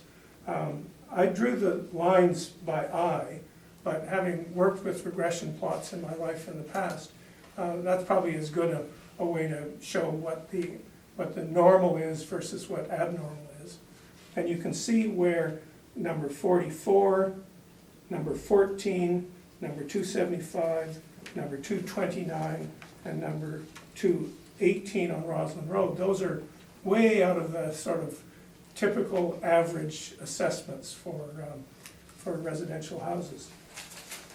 And I have the pictures of these anomalies, just so you can see why they're different from the others. Obviously, 218 Roslyn Road is a historic property, as is 61 Roslyn Crescent, which is the stable, converted stable of the original estate. And its assessment is $797. It has 4265 square feet. And then between that historic property and our place is an empty lot, which is big. It's 16,000 square feet. And that has a purchase value of $240,000. So I think there's probably a clue to what the land is worth. But again, with all the possibilities of development, I think it's really hard to be certain on those properties. The next picture shows 229 Roslyn Road, which is the gatehouse of the Nanton estate. That's the one that is going to be torn down and converted into 2 condos. We've seen the plans and we sort of participated in the approval for that property. Its assessment, again, I don't know the meaning of the previous assessment of 329, and nor do I really understand the meaning of the sale price of 640,000. I mean, I don't know whether that's the registered sale price or was that the offering price? Oh, that's what would have come through to us through Manitoba Land Titles, so Right, it would have been okay. registered sale price. Then the last 3 pictures I have are just the quality of homes that are current attractive houses on the riverside, the first 2.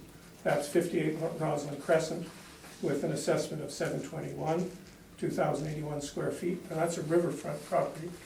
The next one is number 14 Roslyn Crescent, which is brand new construction, assessment of $1,172,000, 3,301 square feet. And finally, this beautiful house that just went up on the 44 Roslyn Crescent, again riverfront, assessment of 1,266, 3,500 square feet. So my proposition, I think, is that we're living in a story-and-a-half house that was built in 1945, renovated in 2000, on a lot that is remarkably large for the size of the house, but also very much constrained by the fact, if you look on the second picture, by the fact that it's surrounded by apartment blocks. So we constantly have traffic from those apartment blocks, I mean, literally 24 hours a day. And we also have the loss of what had been at one time a gorgeous view of the river. In addition, I think probably noteworthy that we used to be somewhat shielded from those apartments by some gorgeous elm trees, all of which came down in the recent storm. It cost us $7,000 to remove the remnants of those trees. So if you were to ask me, I mean, I'm, you know, obviously I have a vested interest in a relatively low assessment. But I have a feeling that something like the assessment that existed when we bought the house would be reasonable. I could see making a case for it being lower because of the assessments of so many attractive houses on the riverbank on Roslyn Crescent. But, you know, I could live with something in the 700 range. I'm sorry, I missed that last number, sir. 700, in that range. That's the asking. I should point out that I am not a developer. My wife and I plan to live in that house until we die, so. Questions?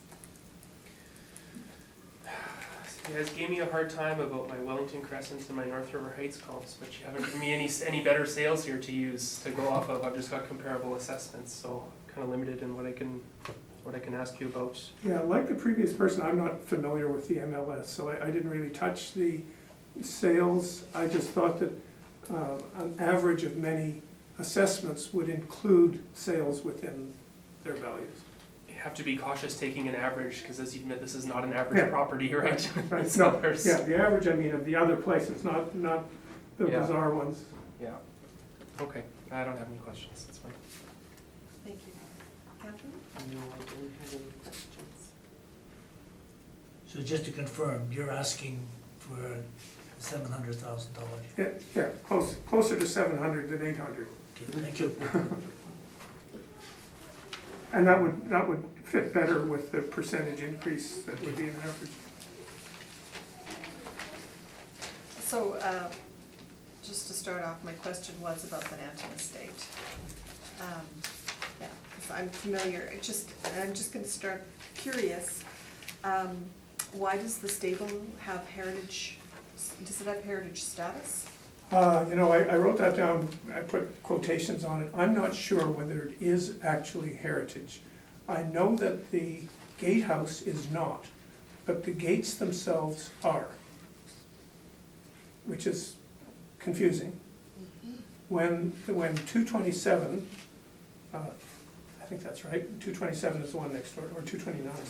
It's What? 229. Yeah, when yes. 229 was sold, and there was a, you know, board of, whatever the zoning request, it was made very clear that it was not a heritage house.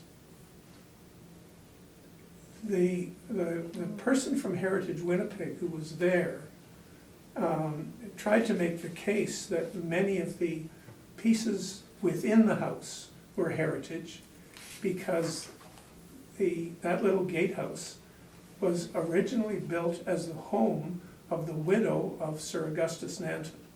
And so they moved some of the beautiful wooden fixtures from the original house that was torn down into that little house. So some of the contents of that house were heritage, but the house itself was not.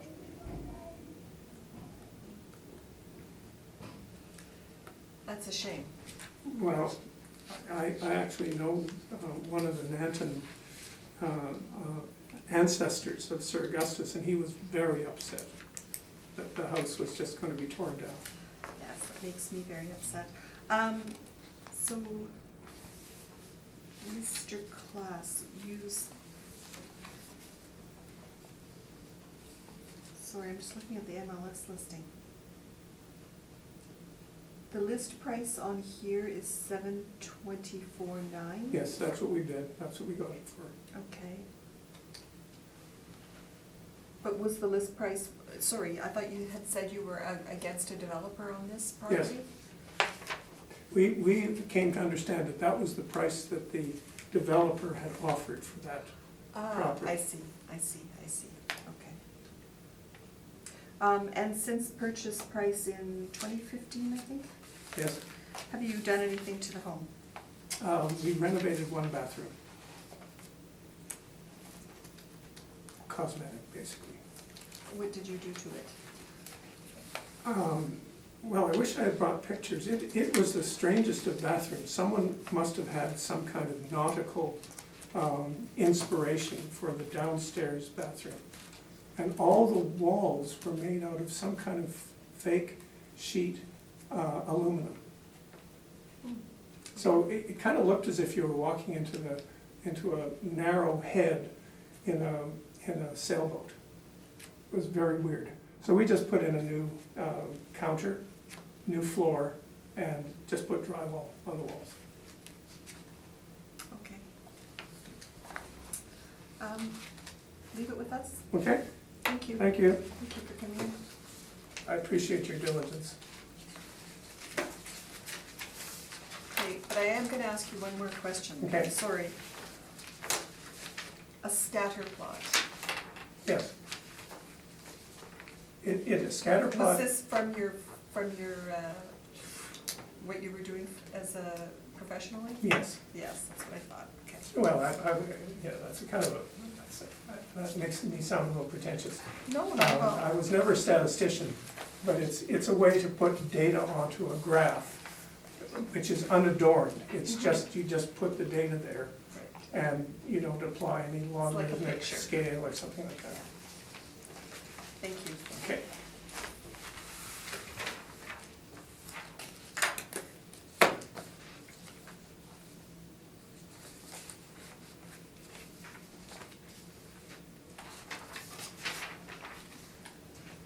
She was the first one. Mm-hmm. My kids She are okay was now. first one in the building. No, sorry, I just had to rush out. Anyways, I have to excuse myself because he's a very good friend of mine. Yes. Thank you. So be nice to him. You my boss. I'll pretend I didn't hear that. I'm sure you're nice to everybody. Yes. Good sense of humor. If you'd like to come forward. Yeah, And being the last person, you get the free puppy. Yes, I know, I've been here for I know. 4.5 hours. But I want to be quick. It's Okay. not that, Which one was this one? 1222 Wellington Avenue. yes. Would you like to swear in on the Bible or would Please state your full name. Build it to me. And you swear the evidence you're about to present is the truth, the whole truth, and nothing but the truth, so help you God? I do. Thank you. Do you have any evidence for the panel or just be verbal? No, I just, because this was my husband used to take care of it. But he passed away 7 years ago, so I don't really know if I know what I'm doing. But I think, Madam, we'll just start with the assessor. oh yes, Thank that's you. right, yes, I'm sorry. Mr. Cupfer, whenever you're ready.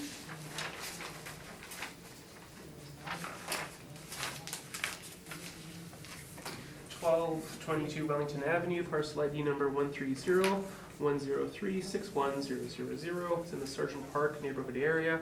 It's a one-story, single-family dwelling constructed in 1955, 1,093 square feet of living area with a full basement with some basement finish, 4-piece bathroom and a 3-piece bathroom, central air conditioning, no fireplace, and a detached multi-garage. 5,503 square foot living area. It's on an internal corner and has a light traffic influence. Variables 1 through 4 are all in the Sergeant Park area. They're all one-story, single-family dwellings constructed between 1953 and 1955.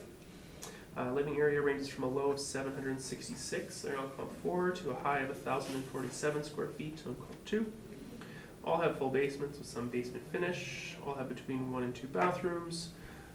All have central air conditioning with the exception of comp 3. Only comp 2 has a fireplace. And they all have detached garages, either single or multiple. The assessed lot sizes range from a low of 4,199 square feet to a high of 5,565 square feet. Time adjusted sale prices range from a low of 239,000 to a high of 314,300, or a time adjusted sale price per square foot ranging from $262.91 to a high of $312.01. The 2020 assessment for the subject property is currently set at $293,000 or $268.07. A member of our department inspected the property in April of 2019, inside and out. I brought photos to share. The remarks were essentially the appellant is called the office. She's spoken to a few different members of the department. Again, she's been referred back to similar sales that I'll be presenting today. In my opinion, comparable number 1 is our best comparable. And looking at the map, it is just down the road, experiences the same influences. It was an estate sale, so it needed some upgrading at the time, and the time adjusted price per square foot is bang on with what we have for the subject. So no adjustment was made after the appellant reached out to us because of the comparables. Thank you. Okay, thank you. Did you have questions about the assessor? Yes, the questions is because, like the assessment, we found it too high. And I called real estate and agent, and he said it was too high. And the problem is, it's a bus route. and it's very shaky. Every time the bus, if it goes a little faster, the house shakes. And he was there at the time, and he says that's not a good sign. But as he said too, that it was too high. So that's the reason I'm here. I'm in a corner lot. It's the back lane of the school, Clifton School. And I do have a lot of traffic there, and trucks and things that go delivered to the school. And also I have a big, big problem that I've been complaining every year, but nobody listens to me. My front lawn, it's a white area, and that's a city snow dump. And they dump it right in the middle of the lawn.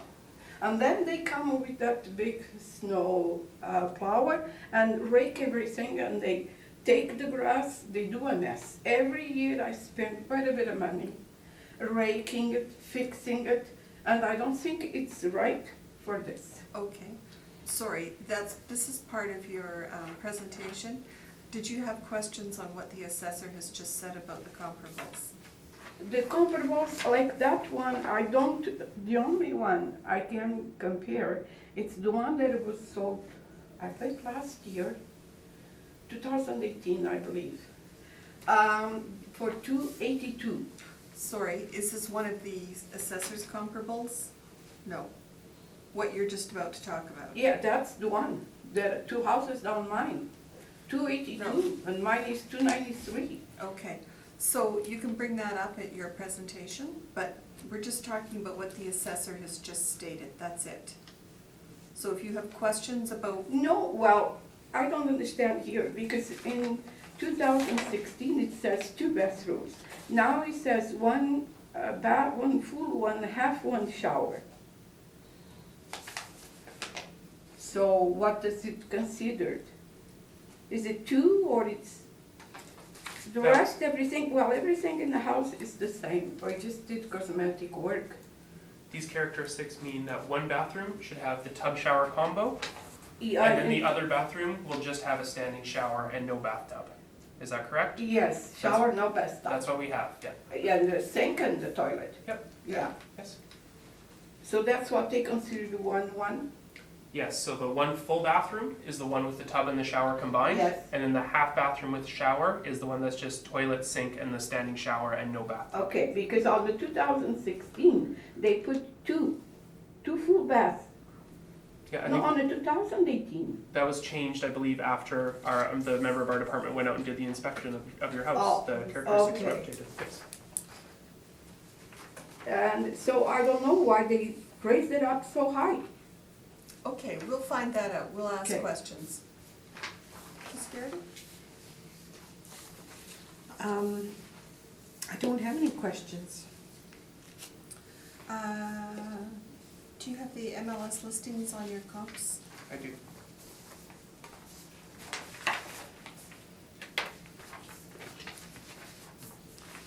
And you've noted here,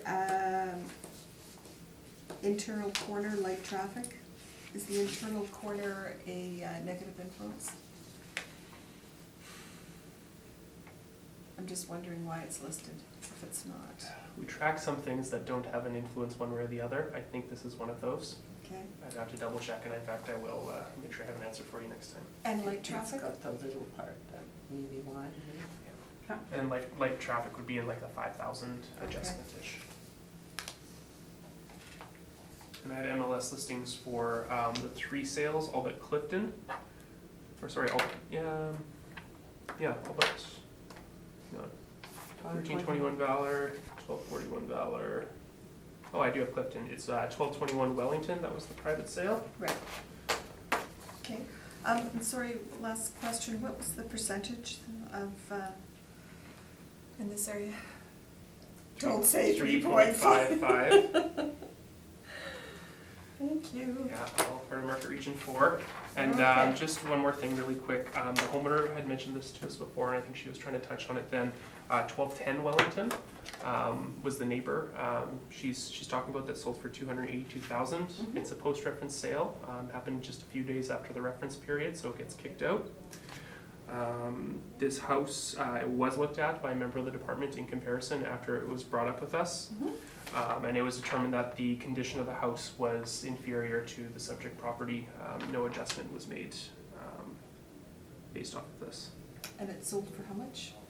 282,000. And I have the listing for that as well if you want to look at it, just because it Sure. shows it's Do they say what made it inferior, or the listing explains? the listing and the pictures will explain it. All right, thank you. Okay, Adam, if you could give us your presentation. Yeah, well, I think the right, to me, the right assessment was the one that they had for 283, according to the real estate. And so I don't understand why they raised it up 10,000. And what did they find? It's the same thing. The only thing I've been doing is cosmetic work. So that's my question. And with these problems with the snow and all this, but I mean, I guess it's nothing to do with this, it's just... Yes, I would suggest calling 311. I did. Already this year, I called my council. It's, no way. Already, when there was that storm, they took a portion of the grass. It was found in the middle of the lawn when the snow melted. Yes. And I already had, because my garage, the floor, it's all cracked, and I already complained, and I had inspectors come in, and they were very nice. They put those sticks with the yellow, an orange ribbon, because they took about, 2 feet of my property. And they made a trench, and even the guy that looks after the grass, he almost had an accident there, because the lawnmower went down. Right. So I'm having so much trouble with that corner. And I think besides the road with the bumps and shaking the house, so I think the city should have some consideration and have a better price for the assessment for this one. Okay. Thank you. Questions?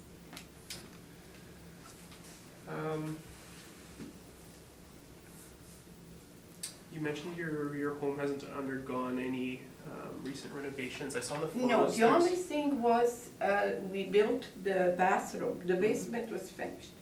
And we built the bathroom downstairs. That's what she mentions there. That's the only thing we did there.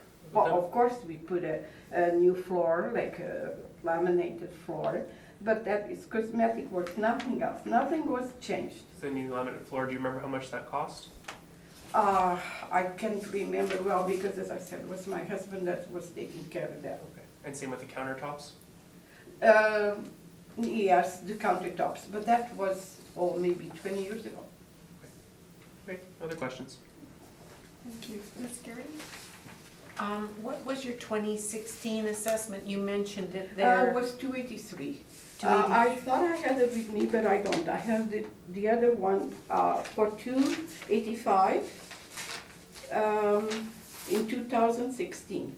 And now this one, 293, the last one. Okay. And what would you like to see it, what Well, what at are you least thinking that it should be? 285. That's what I would like. Okay, thank you. The 293, I think, is too high.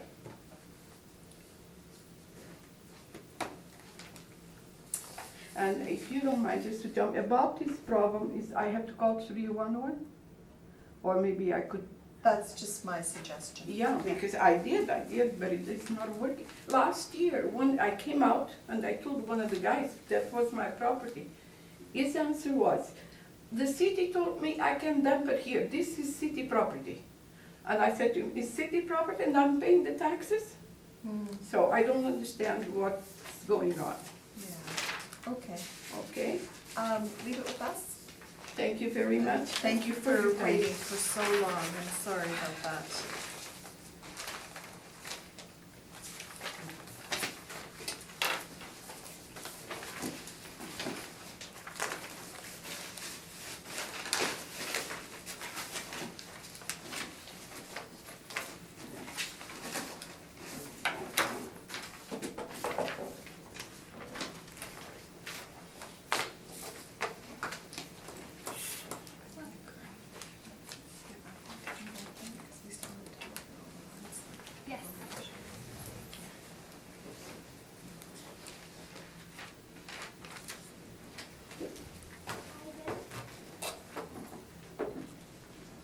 good weekend. You too. Thank you, you too. Bye.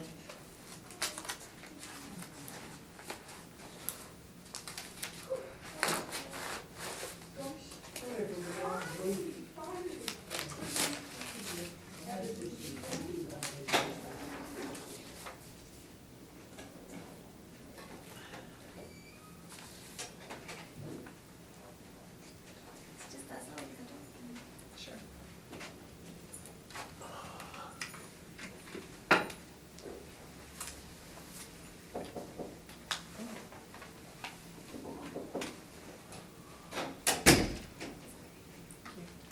Mr. Kupfer, we can start at the top with the 617 Banning. 617 Banning, parcel ID number 130-225-94000. It's in the St. Matthews neighborhood area. It's a one-story, single-family dwelling constructed in 1931. 763 square feet of living area, full basement with basement finish, one full bathroom, no central air, no fireplace, detached single garage. Assessed lot size of 2,875 square feet with a commercial adjacent influence, which is an apartment. The 2020 assessment is set at $210,000 and the total assessment per square foot at $275.23.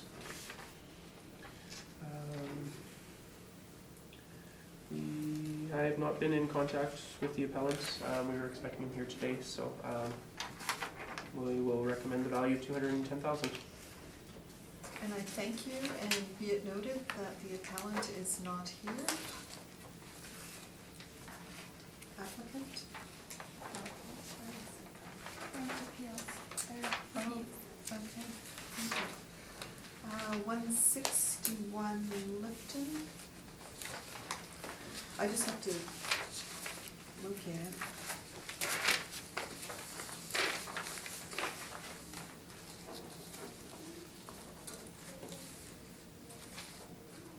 Okay. 161 Lipton Street, parcel ID number 120-816-84000.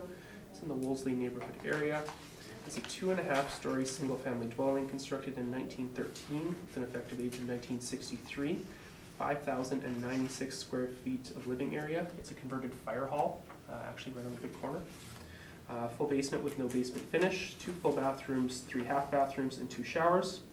It has central air conditioning, no fireplaces, an attached multi-garage, an assessed lot size of 7,575 square feet on an external corner with medium traffic. The 2020 assessment was originally set at $947,000.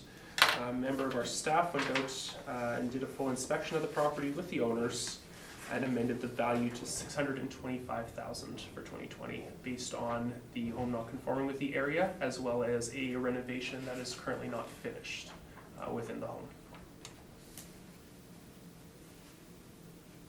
I'm sorry, but again, when was that inspected?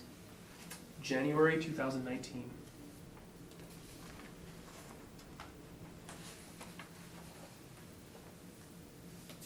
And not conforming with the area being that it's A converted fire hall into a single-family dwelling.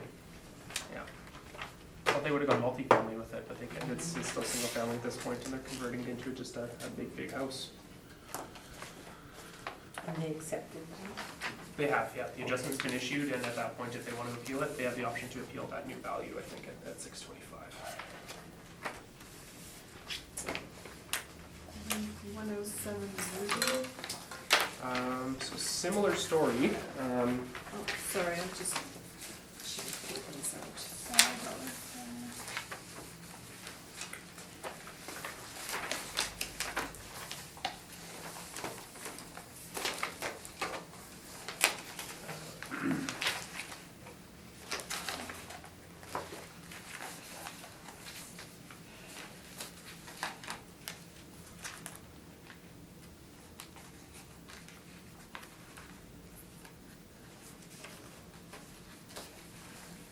Okay, 107 Ruby Street, parcel ID number 120-819-55000. It's in the Wolseley area. It's a 2.5-story single-family dwelling constructed in 1912 with an effective age of 1927. 1,461 square feet of living area, full basement with no basement finish, 1 full bath and 1 half bathroom, no central air conditioning, no fireplace, and no garage, an assessed lot size of 2,306 square feet. And with this one, the assessment was amended based on a post-reference sale. We went out and inspected the home and adjusted the characteristics. The new value that was produced was $296,000, and that has since been adjusted to. A different assessor had been in contact with the appellant. We had the revision by agreement ready to go, and then we couldn't get a hold of them and haven't been able to get a hold of them for the last couple of weeks. So 296 is the value that we have set. Okay, I'm sorry, I missed that. So it was previously higher? Oh yes, the original value that was appealed was $386,000. Okay. Sorry. It's under review. Yeah, it's not appealed, it's under Okay. Okay, and you were unable to get a hold of the appellant? Correct. The former assessor attempted to, they rescheduled, and then I attempted to, left a voicemail and didn't hear back.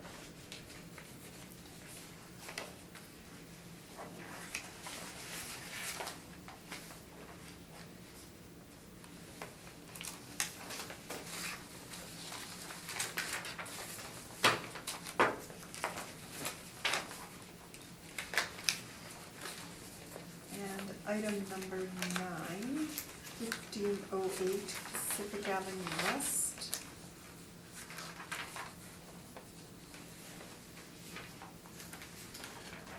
Pacific Avenue West, parcel ID number 130-808-57000. It's in the Weston neighborhood area. It's a 1-story single-family dwelling constructed in 1927. 716 square feet living area with a part basement, no basement finish, 1 full bathroom, no central air, no fireplace, a detached single garage, and an assessed lot size of 2,492 square feet. The 2020 assessment is set at $125,000 or $174.58 per square foot. This one. Yeah, no contact with the departments, no permits, not really any information, unfortunately. I'm just looking forward to learning a little bit more about it today, but in that case, we will recommend the $125,000 that is currently set at. And again, note that there is no appellant present.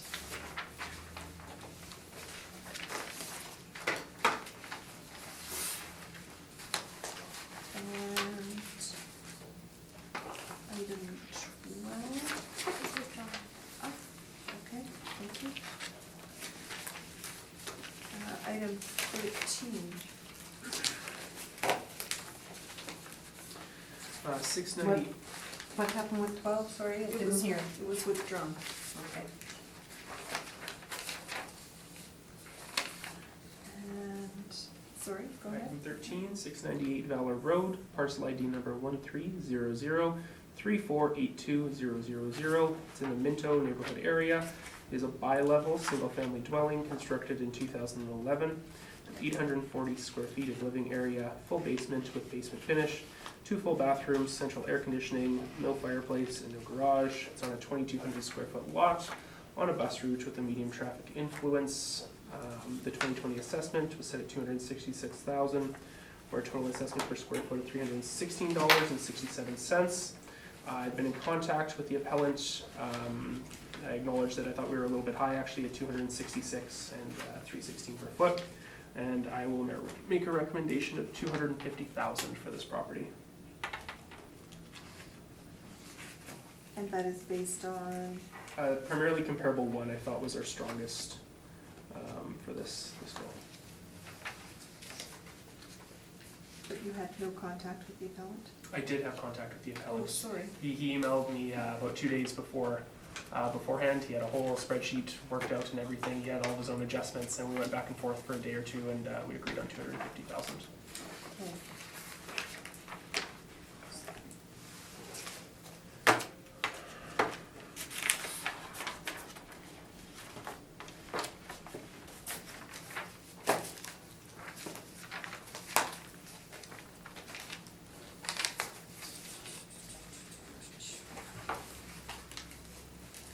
And the last two.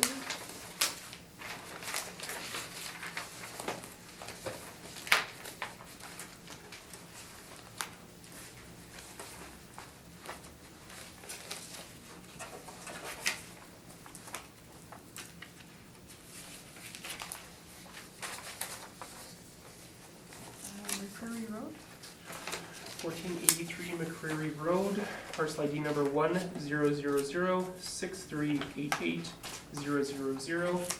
It's in the Wilkes South neighborhood area. It's a one-story single-family dwelling constructed in 2010.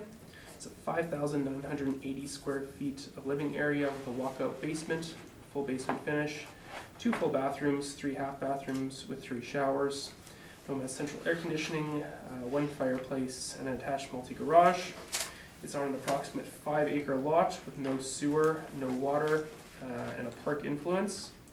The 2020 assessment was originally set at $2,425,000 or $405.52 per square foot.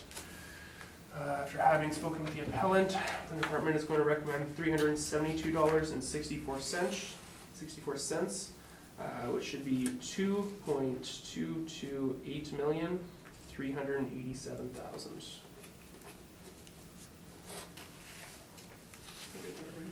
And that's based on? Sorry, $2.228,387,000. That's actually based on our next subject property, 1421 Loudon. Okay.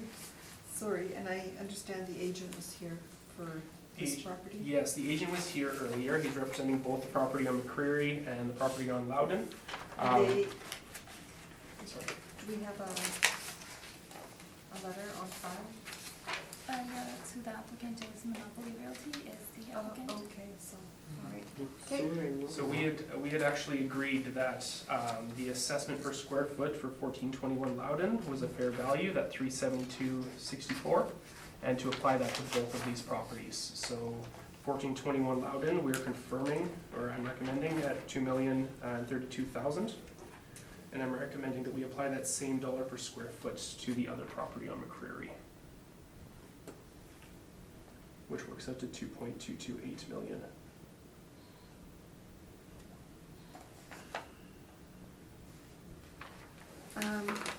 Sorry, so Loudon is staying the same? Loudon is staying the same. Okay. We're applying the assessed rate per square foot for McCreary as well, because it's a fairly similar property and there's not a lot of great comps in the area, which works out to $2.228 million. Versus,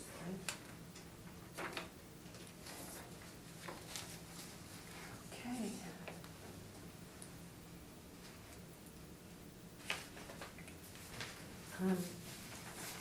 May I ask a question? Of course.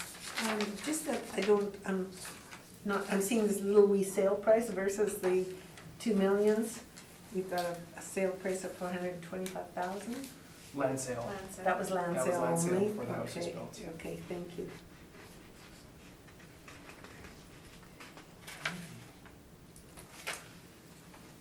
And I think this hearing is concluded.